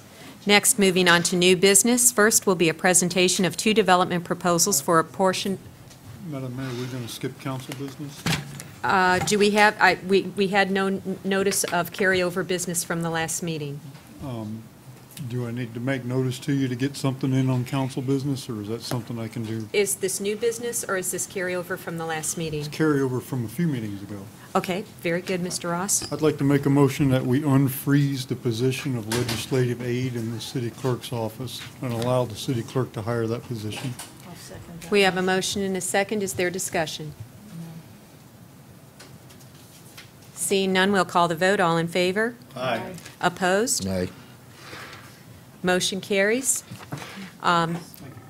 Next, under new business, first, a presentation of two development proposals for a portion of Area B in the redevelopment area. Patrick Berman, Managing Director with Cushman Wakefield, will explain. He's not here. I don't see Patrick Berman.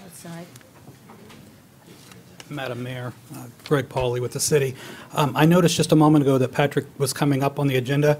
I stepped out to look for him. He was seated here next to our developers. At some point during the meeting, he did excuse himself. I stepped out thinking he was just standing by. I cannot locate him. Okay. I know that our developers are present. Yes, they are. And they are ready to go with their presentations. Very good. Well, thank you very much, Mr. Pauley. And we will first call up Bhavandeep Singh. I hope I pronounced your name close to correct. And you are with Enigma Events. Good evening, Madam Mayor and City Council. My name is Bhavandeep Singh. I'm a director of Enigma Builders. We have offices over 4 countries and actively involved in real estate financing and constructions.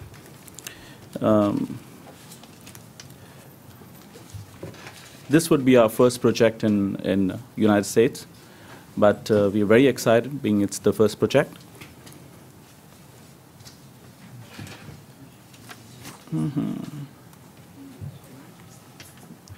Okay.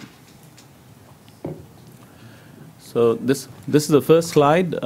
It shows a bit small, but these are the projects what we've been involved in India, and it from commercial residential projects to the mini malls, to the malls. We have been involved in everything. We have been very famous as Lotus Group in India. And these are some other projects. We have been recently, the last project we completed was the business offices, which is on the left-hand side, the lower end. So this is the background. We, when it comes to why choosing Temple Terrace, this is a great opportunity. I love the city, and looking at the proposal, what was given to us, shown to us, it is very exciting. We are proposing a mini mall, a mini strip mall for the site. This is the aerial view, but I understand somebody has spelled it wrong, and I apologize for it. But it's our, the team who puts it on. Okay, this is how it's going to be looking. I'm sure everybody's aware of how it looks now. As now, it's an old post office building, which is run down, and we actually wanted to get in, and we got the permission from the city council. We saw there were some people actually staying inside, so we didn't want to get into deeper details, so we came out of it. But this is how we propose it. It's going to be looking. We are matching it to our neighbors, which are Winn-Dixie Plaza. It's going to be, the facade's going to be similar to what is to Winn-Dixie Plaza, even the color codes and everything. It will enhance the whole of the property, which will look make it look bigger. Also, we will try to increase some parking spaces on the backside, where if we can, there's if I can show you, all right. Okay, I guess the back of the view. Okay, the backside of the property has potential increase of parking. If we wish to have it, we are looking into it. And this is the gallery, how it's going to be looking. We are changing the whole front view and the back view on the side view. So it will be evenly looked all sides. The property is proposed for, as I said, retail outlet, as well as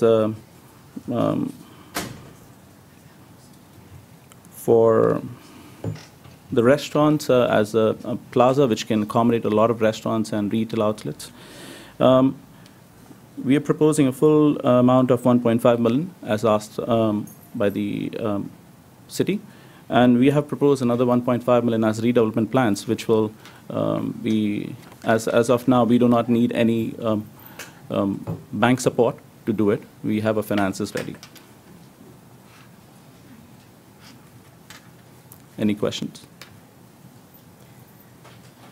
Councilman Pagorla. Thank you. Well, first of all, I want to thank you all for bearing with us tonight and hanging in. I guess my first question is kind of the elephant in the room. I've looked at all your projects, and they are nothing short of amazing. Thank you. But they're all in India. They all are in India. Okay. And you alluded to it earlier, this is your first project in the USA. So I guess my question is, and the other thing that occurs to me is all your other projects are million square feet plus. Correct. So why here? Why such a small footprint? Why Temple Terrace? A wise person, who's my father, says always start with small and grow big. So this would be just a start. What we're looking at, the other projects also, we have looked at the Riverside proposal. Also the 3-acre land, which is on the western side of our property, which is available for sale. So once this project's completed, then we're going to look into the other ones. Okay. And my next question is, having not done any, well, let me ask you this. Have you done any construction in the United States? Nothing as yet, but see, we are finances and developers. The construction physically are done by the locals who are qualified builders and engineers. So, it will be the same state-of-the-art what is shown there. And, of course, with all the people who would be involved are well qualified. Our builder is actually present here. He has 44 years of experience in building. He was actually in charge of the Trump Towers in downtown Tampa. Okay. Yeah. So it looks good for me. Yeah, like I said, I mean, I'm not just going by the pictures. I did some Yeah, research on of some of these course. projects. And again, they are nothing short of amazing. And thank you. Other questions? Councilman Donahue. Yes, could you tell me a little bit about the makeup of the stores and the restaurants? I'm sorry. In looking at the project and knowing that the building is wide and deep, Yes. will the storefronts, will there be an interior walkway as well, or will everything be accessed from the outside? Currently, the first plan, what we submitted to our city manager here, it showed there was an inside walking area as well, and we stick to that one as yet, until and unless we go back, because once we have the full drawings and everything, we will look at the opportunity. It is always, we wanted to make an indoor-outdoor mall, which will give us access for inside, because it's very deep. We need to build Yes. something inside to make it more presentable. Okay, all right. Thank you. Councilman Ross. Thank you, Madam Mayor. So you guys are headquartered in India, is that correct? We have headquarters in India, South Africa, Trinidad, and Canada. But Canada, we haven't started building anything as yet. Okay. But India, South Africa, and Trinidad. The reason for my question is this: suppose that we went with you, who would we deal with? Would there be a local representative here in the Tampa area? Because, you know, there's a lot of back and forth. And so during this process of due diligence and the questions back and forth, would we be communicating with somebody in Canada who's then got to get a decision made in India and get this back? How would this work? I've been deciding in New Tampa, in the Cross Creek section now. My wife is a U.S. citizen since past 10 years, and eventually just making up everything, starting from scratch in the United States, but eventually plans of settling down here. And basically, I will be available at Okay, so you're here? I'm here, yes. You're here, Yes. okay. So all we got to do is pick up the phone and you're in Just Tampa. call me, yeah. Okay, thank you. Any other questions? Councilman Shalura. Thank you. Some of these questions will be applied towards the other proposal as well. So with that, I certainly, first of all, want to start off by saying thank you for expressing interest in our Temple Terrace redevelopment. We have some very good traction, and I think next year by this time you will not recognize that corridor if things continue on the track that they're going now.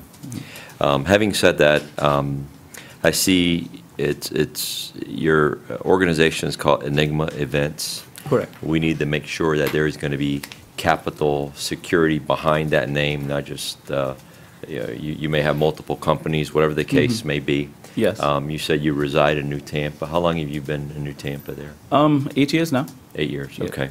So, and what is your primary function here in the U.S.? Do you control your other properties, or what is your occupation here? Strictly, I'll be very honest to you, the other part of the country is where I live in Trinidad and South Africa. It's not that safe. So my wife and my 2 children are living here and studying here as safety factors. But eventually, when we understand that, you know, where your family is, that's where you live. Sure. So currently, just shifting all my businesses to United States. And your business is real estate, Real as estate, you've described. yes. Okay. One thing that I will, raise caution to, I will not support any contract that says that you can assign it without the approval of the sellers. Because Sure. you can assign it at the very last minute to ABC Corporation. ABC Corporation can have nothing to it. So it has to be assignable and approved by this body. If at the last minute it gets assigned, that entity doesn't have anything, and we're sitting looking at each other in the face saying, what happened? I'm So sure that's we going can to be do that. something that both contracts mimic the same thing, so that's got to be addressed Yeah. once we get there. Tell me a little bit about your timeline. I see you have due diligence. So once you go through your due diligence, you're going to put $100,000 up within Correct. 5 days of signing the contract. Yes. After your due diligence of 60 days, you're going to put up another $100,000. Correct. That's $200,000 of hard money at that point in time. Yes. Okay. Once the city approves the plans, how long? What is your The builders have notified us it's going to take them about 6 to 8 months. I anticipate maximum a year. By next year, this year, if we sign it now, we should have it. Okay, okay. Okay, that's all my questions for now. Thank you. I would ask if there are any members of the public that would like to address council on this proposal. Seeing none, I will thank you. Would we like to take these individually, or would you like to take action at this point on one or hear both proposals ahead? Council, your preference. I would suggest we hear the other one. to see Okay, what- very good. Thank you, gentlemen. Thank you. Next will be Nick Rafahi, Aquesa Corporation. Good evening, Mayor, council members. I think you remember my face from last time. So I'm not going to go to in detail. I had made a presentation last time. I just want to go in a small brief. We have increased our proposal to $1,665,000, and of course, it's going to take my client, actually, Mr. Atiya, of course, the owner of the Flamingo Plaza in Whiteway and 56, and he's a resident of Temple Terrace, lived here for the last 20 years, and he's trying to expand for the second time, and hopefully a third time will be like a year from now. So we're going to do, as you see on the screen, still we doing the process to have a mixed-use plaza, same as he had, and we're trying to put there as much as the stores as we have. Right now, we propose for 8 stores tenant. So it could be increased, maybe 1 or maybe 2. For the tremendous amount of renovation, really, we study it very careful. We have inspected the property many times, and we came to a conclusion to increase the proposal because we have over like $1.5 million renovation budget, and it could increase to $2 million. And that's about it. So if anybody have any questions. Council questions? Councilman Donahue. I have the same question for you. Yes, ma'am. As the other builder. I know you're more than a builder. Is this an inside-outside mall, or is everything No, coming? no, it's going to be an outside retail, just like a strip center like the Flamingo. It's going to have some barber shops, it's going to be cell phones, it's going to be just mixed use, you know. Okay, And it's going to be a restaurant there too. okay, so this is a large building. It is, yes. Yeah, and you think you can only put 8 stores in there? Yes, because what we're doing is we put in the front as a retail tenant in the front, and one of these entry is going to be an enter to a big restaurant, about 400 people restaurant. It's going to be a Greek-style buffet restaurant, Middle Eastern Greek. Okay, and you have enough spaces for that, parking spaces for that size restaurant? Not really. We did count, and we have enough space in the back. We have plenty of space in the front, and of course, you're not going to have everybody at the same time. And the tenant in the front, the store, they close like 7 or maybe 8 or 9. So after 9 o'clock, it's going to be free anyway. So, good way to use all your spaces. Yes, ma'am. Thank you. Other questions? Thank you. I'd ask if there are any members of the public wishing to speak on this proposal. I'd like to hear from Mr. Berman. Thank you, sir. Thank you. Mr. Berman, did you have any wrap-up comments? We've heard both proposals. Madam Mayor, yes, I know both developers, and they're both qualified, certainly. They both can perform. They have the proven track record. Mr. Atiya has property in Temple Terrace nearby. The Singhs have vast holdings overseas, so it's a tough decision. I'm not sure if you want my opinion or just you want to hear some more facts, but I'll leave it to you. Questions of Mr. Berman? Yes. Councilman Ross. I would like your opinion if you're comfortable giving it. I am. My job is to serve the city and be honest, of course, and to me, you have to go with the higher offer, and you have to go with the group that has the deeper pockets, larger experience, longer track record. Thank you. Any other questions of Mr. Berman? Madam Mayor, I would just like to make one comment. You know, when this came before us a couple of months ago, very few people, just outspoken, they do very little except sit on the sidelines, had criticized, you know, this body saying, you guys aren't doing anything. We got to make something happen. But certainly, the city benefited by hundreds of thousands of dollars by making that move. These offers have gone up substantially from the first time, since those other two offers on the corner have now gone hard. So we did it for a reason. There was a strategy to it. It wasn't to kick the can down the road. It was to utilize the taxpayers' money to their full extent. And certainly that's what's happened. And I think the results that have come back are very satisfying, very quality and attractive projects. So I just wanted folks to understand that we weren't just monkeying around with this thing. There was a reason to do what we did. Now that those two properties have gone hard, we are moving forward, and we can all see that these properties have gained substantial value, at least this one, and that's the same thing that will happen with the other parcels that are currently available on the market, and Mr. Berman knows that very well. Once the development starts, obviously they start to gain value. So I just wanted to shed a little light on that and thank Mr. Berman for being patient and continuing to carry the torch to help bring this whole project, help land the airplane on this project. So thank you. Yes, sir. If I may just respond to that, it's correct that we are money non-refundable on the retail development. The multifamily development, 200 apartments, is still subject to permits and approvals. So in theory, that deal could go away. And the only other thing I'd like to clarify is my suggestion last meeting was to empower me to negotiate and engage with the previous groups. They were instead of telling them, we're not going to accept your offer right now, come back later or come back in a few months, if I'd been empowered to negotiate, I could have engaged with these people and increased their pricing. That was my only concern last time. That instead of saying no, it could have been, Patrick, Berman, go back, talk to these folks, see how if you can do a better deal for us, respectfully.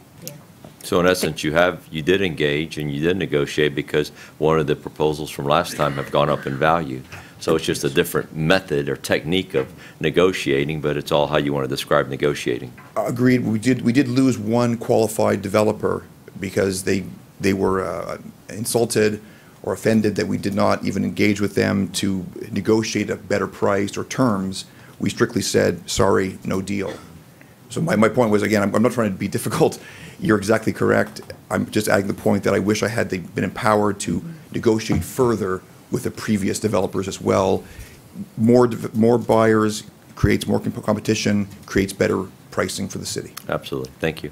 Thank you, Mr. Berman. Any other questions of Mr. Berman? No. If acceptable, would entertain a motion selecting one of the proposed developments for Parcel B and recommend that the city manager negotiate a contract for sale and development with the preferred developer. Is there a motion? There is. I make a motion that we direct the city manager and Mr. Bergman to enter into discussions for the sale of 2.60 acres of Parcel B with Enigma Events. I'll second that. We have a motion and a second. Discussion. Councilman Shalura. Thank you. I would just ask that we, well, at least They can't hear you, Frank. I would just ask the folks that are making a motion, or if this needs to be more at the staff level, that we be very cautious with the term assign. So they can't just assign this contract to whoever they want. If they do try to assign, it has to be approved by the city council, because it may change in concept, it may change in any way, shape, or form. Maybe it won't, but in a lot of real estate contracts, if folks, either they don't allow assignment, or if they do, it has to be approved by the seller in order to continue to move forward. So our hands aren't tied and they assign it, we just sit there and look at them. So Well, that, if I may speak to that, since you understand this business far better than I do, if I withdraw this motion, are you comfortable rewording this and making the motion? I'm okay with your motion, it's fine. I'm only suggesting whether it's part of the motion or staff understands that the assignment part has to have more meat to it, whether it be, you know, any assignments have to be approved by this body, or that there is no assignments. So we just need to make sure that we massage that in a way we're protected. Okay, well, I'll amend the motion to enter into sales discussions with Enigma Events for the 2.60 acres, but include language that Mr. Chalura recommends to make sure that we include language about assignment in there. Thank you. Thank you, sir. We have an amended motion. Do we have a second? Second. Further discussion? Mr. Boss, did you have a comment? Well, seeing as I'm not going to be here when things finally get down to the nitty-gritty and stuff, I'm glad to see things moving forward. I'm glad to see interested developers on all aspects and looking at different areas throughout the city to move forward. I am happy to get a little bit more money for the citizens at Temple Terrace. And hopefully, I agree with what Councilmember Chalora said. Be careful what happens with that because you don't know where it's going to. And I think our staff understands the deliberations behind that to make sure we're protected and our citizens are protected, so we don't end up in a quagmire like we may have ended up in before in the past. So, positive about the things that are getting done on the corner with Paragon. I'm hopeful on the things that are going to get done with the other development group, and I'm hoping other things continue to move forward for the benefit of the citizens. And I appreciate all the groups who have put in an effort to look in here and that have developed areas in our city already that have made significant improvements in them and the quality of the work that they've done before. And obviously, we have other parcels out there that are developable. Some areas along 56th Street south of the old Burger King Plaza that are still available. The area just south of here, the post office, and also along the river that are certainly opportunities for all the people who do live here in the city and reside here to look forward to moving into. And I look forward to watching meetings from at home to see how things develop. Thank you, Councilman Boss. Councilman Pogorelic. Thank you. To our friends at Flamingo Plaza, I think you understand that this was surely this was a financial decision. And this was not a reflection on your proposal. We love Flamingo Plaza. I love Flamingo Plaza. I shop at the grocery store there, and as Mr. Boss said, there are other parcels. So I hope you can continue to have interest in that particular area, and I hope that perhaps you find another parcel that may meet your needs. Well, to our my client and myself, we thought being a citizen of Temple Terrace come priority number one first before money. But I guess the money come ahead being a citizen of Temple Terrace. Are there any other comments? Councilman Chalora. And I'm sorry, I know it's been a long meeting, but this is extremely important. This is our redevelopment that everybody praises and approaches. The question I have is what safeguards, if any, do we have in place? The other properties that we've sold have been vacant, and they're going to build to specs. What protects us from somebody buying this property, painting the building, changing the plywood out, putting some glass in there? I want to make sure that we have something similar to the conceptual plan, not, okay, we got it, let's just do what we want to do now. I'd like to see maybe in the contract some sort of teeth that represent what's been presented to us this evening, because as I look here, it just says 26,460 square feet.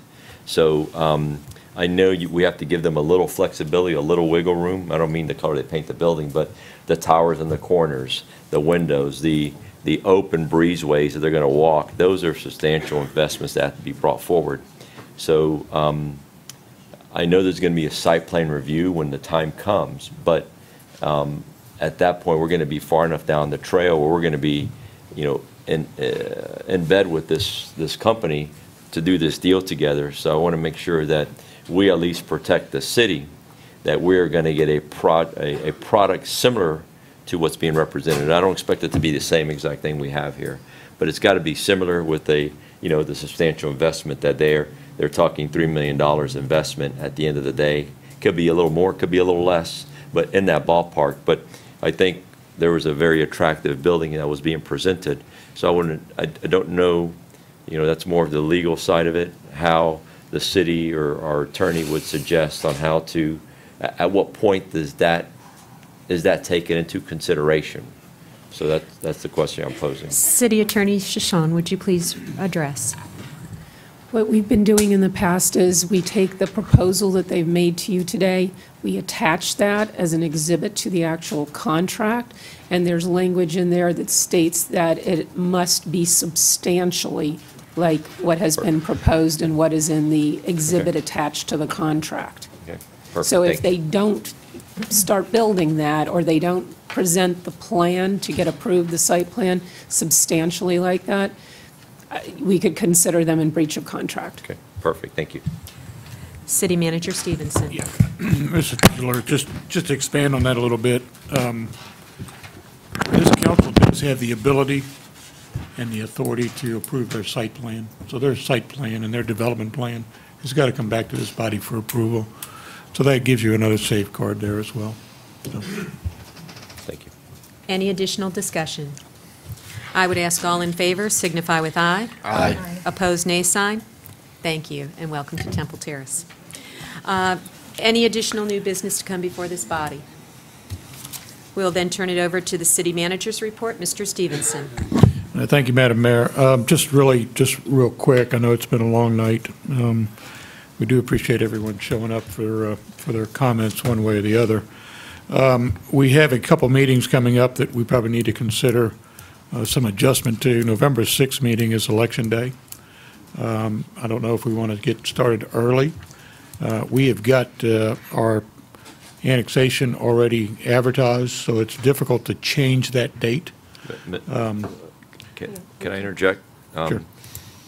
In the past, the council changed policy that if a council meeting falls on the night of election, that meeting is held the night before. Okay. So we have brought that up because some folks, like Ms. Donahue, may be out campaigning at the polls. She may not be able to be here. So, and I brought that up a few years back because that's the experience I had. So I think council adopted a policy that if an election, a city council falls on an election night, which it always has, that city council meeting is held the night, the day before, which would be that Monday. Well, we will make whatever adjustments we need to make if that's the pleasure of council to hold the meeting on Monday. Maybe we do it Wednesday so Bob and I can sit out. That's the policy. Yeah. That's the policy we adopted last Sorry. time. If you guys want to change it, but it No, that's a sort of good resolved policy. the That's issue. fine. I think that Does was that work with We will make those adjustments. It will take a little bit of doing, but we'll have to re-advertise and spend a little bit more money, but we can certainly make that happen. Okay. So, if you'd like to hold the November 6th meeting on November 5th, which will be a Monday, if that's the pleasure of council, we'll make that happen. 6 p.m.? Yeah. Yes. Okay. The other meeting that we have is November 20th is the initiation of new council members. We have, obviously, I will try to keep the agenda light so that we usually have a reception after our council meeting. My question to council is would you like to start a little earlier that night as well so that we can get through some city business and then still have enough time to do a reception? I don't have an opinion on that because I'll be out of town for that meeting anyway, so. I think you should leave it at 6. Yeah, just leave it at 6. We should be okay. Okay. I'll keep my departure speech short. Yeah, I know a couple of years ago, we just kind of ran out of time and we got out of here really late. So just make the suggestion if you want to leave it at 6 p.m. We'll I think so. We'll do what we can with the agenda. Okay. Kudos to the fire department this weekend in Temple Terrace Reeds. We had a great turnout for the fire department open house in Temple Terrace Reeds. Thank everybody for coming out. It was a great crowd.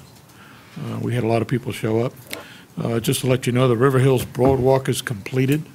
Oh, good. If you guys have an opportunity, go out there and take a look and walk the whole boardwalk. It is it's an amazing improvement to that park. Thanks for the council for letting us spend that money. It was well spent. And those boards will be there forever. As far as you and I know, yes. Couple things. Let me give you just a little update on our redevelopment, if I may. I had a conversation with Jared Moon with Paragon Properties last Friday. His loan has been approved. We are moving to closing before the end of this month, or before November 1st, I should clarify. He has signed on 2 national tenants that he's real excited about. One of those tenants is already working on plans. That's where we're going with that one. Richmond Group is out there either yesterday or today doing some ground penetrating radar investigations on putting a foundation in the ground. So both of those are good news. Richmond is working with us to, we've got a little snafu, if you would. The front of their building is about where our park is, and we're trying to get all that worked out here so that we can incorporate the park in the front of their building so that it all blends in together and nothing looks like it's out of place. We're trying to salvage what we can. So that's where we're at with that. Richmond is very excited about getting started as well. A couple of things we got coming up. We've got a town hall meeting this coming Thursday, 7 p.m. at Lightfoot Center, primarily to discuss the charter review and some more education on the charter review referendum, along with the school board, who's been invited and has asked to present their tax increase to Temple Terrace residents. That'll be interesting. They probably can share a lot of good information with us. The 27th is Fall Festival at the Rec Center. It's 6 p.m., 8 p.m. And with that, I don't know that I have any other information to share. Thank you, Mr. Stevenson. Question about the town hall meeting on Thursday. That's not a traditional town hall meeting for us. That's for you and city staff to talk to the public? We're going, yeah, and I was hoping to get some directions out to council tomorrow. We have put a program together here yesterday and today, and you are correct. This is not a council panel. This will be more of a staff panel. Well, staff will be there, and we will be making a presentation on the charter review questions, how we got there, the creation of the committee, the work that the committee did, so on and so forth. And again, this is an education to the general public that needs to. I know one young lady mentioned that she wasn't able to interpret the questions. They're pretty self-explanatory to me, but again, this is part of our outreach program that we had committed to when we. Nope. I don't need anything out of council. Question and answers will be held by, again, by staff and the public. So, yes, ma'am.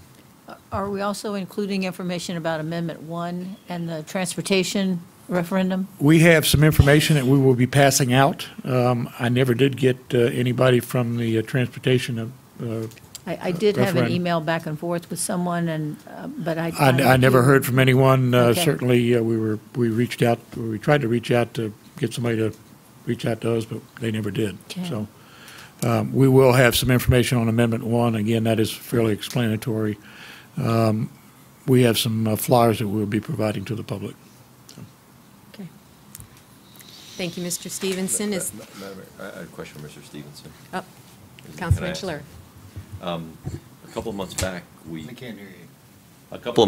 asked Heartline to move the bus stop in front of McDonald's before somebody gets killed. I feel like it's an act of Congress to get anything done in government, but can that bus stop be moved? They just have to take up the pole and move it about 500 feet because traffic's backing up at the intersection. And I saw it again this weekend. We've asked them. It's a simple process. We have a board member here as well. Hopefully they can get something done because I don't want somebody to get hurt or killed because that's pretty busy. They said they were going to get right on it, but that was a couple of months ago. Your CEO has taken that project on himself, and it's been difficult to get it moved. We've had all this work going on with the county. He is working with the county there on that segment of road in order to locate the bus stop. The county's given him a little bit of grief, if you would, as far as relocating the thing. But I do agree with you. It's in a bad spot. I will reach out to him again tomorrow. And again, if he can't relocate it, and we've had that discussion about moving it down and moving it forward towards the restaurant north of Golden Corral. Thank you. Councilman Chilora, I'll reach out to him again tomorrow. And I understand. Yeah. I understand. It's just not rocket urgency. science. That thing should have been done a long time ago. I understand. I sat on Hardline board, and it's just a matter of saying do it. And we know the county folks, we know the Hardline folks, and that's a major problem at one of the busiest intersections in the county. Somebody's going to get hurt or killed there, and then everybody's going to react, a knee-jerk reaction after the fact. May I address the question? Yes. What's actually happened is that in looking at the property along 56th Street, there was no place to move it, and now we've had all of this construction, all these sidewalk work.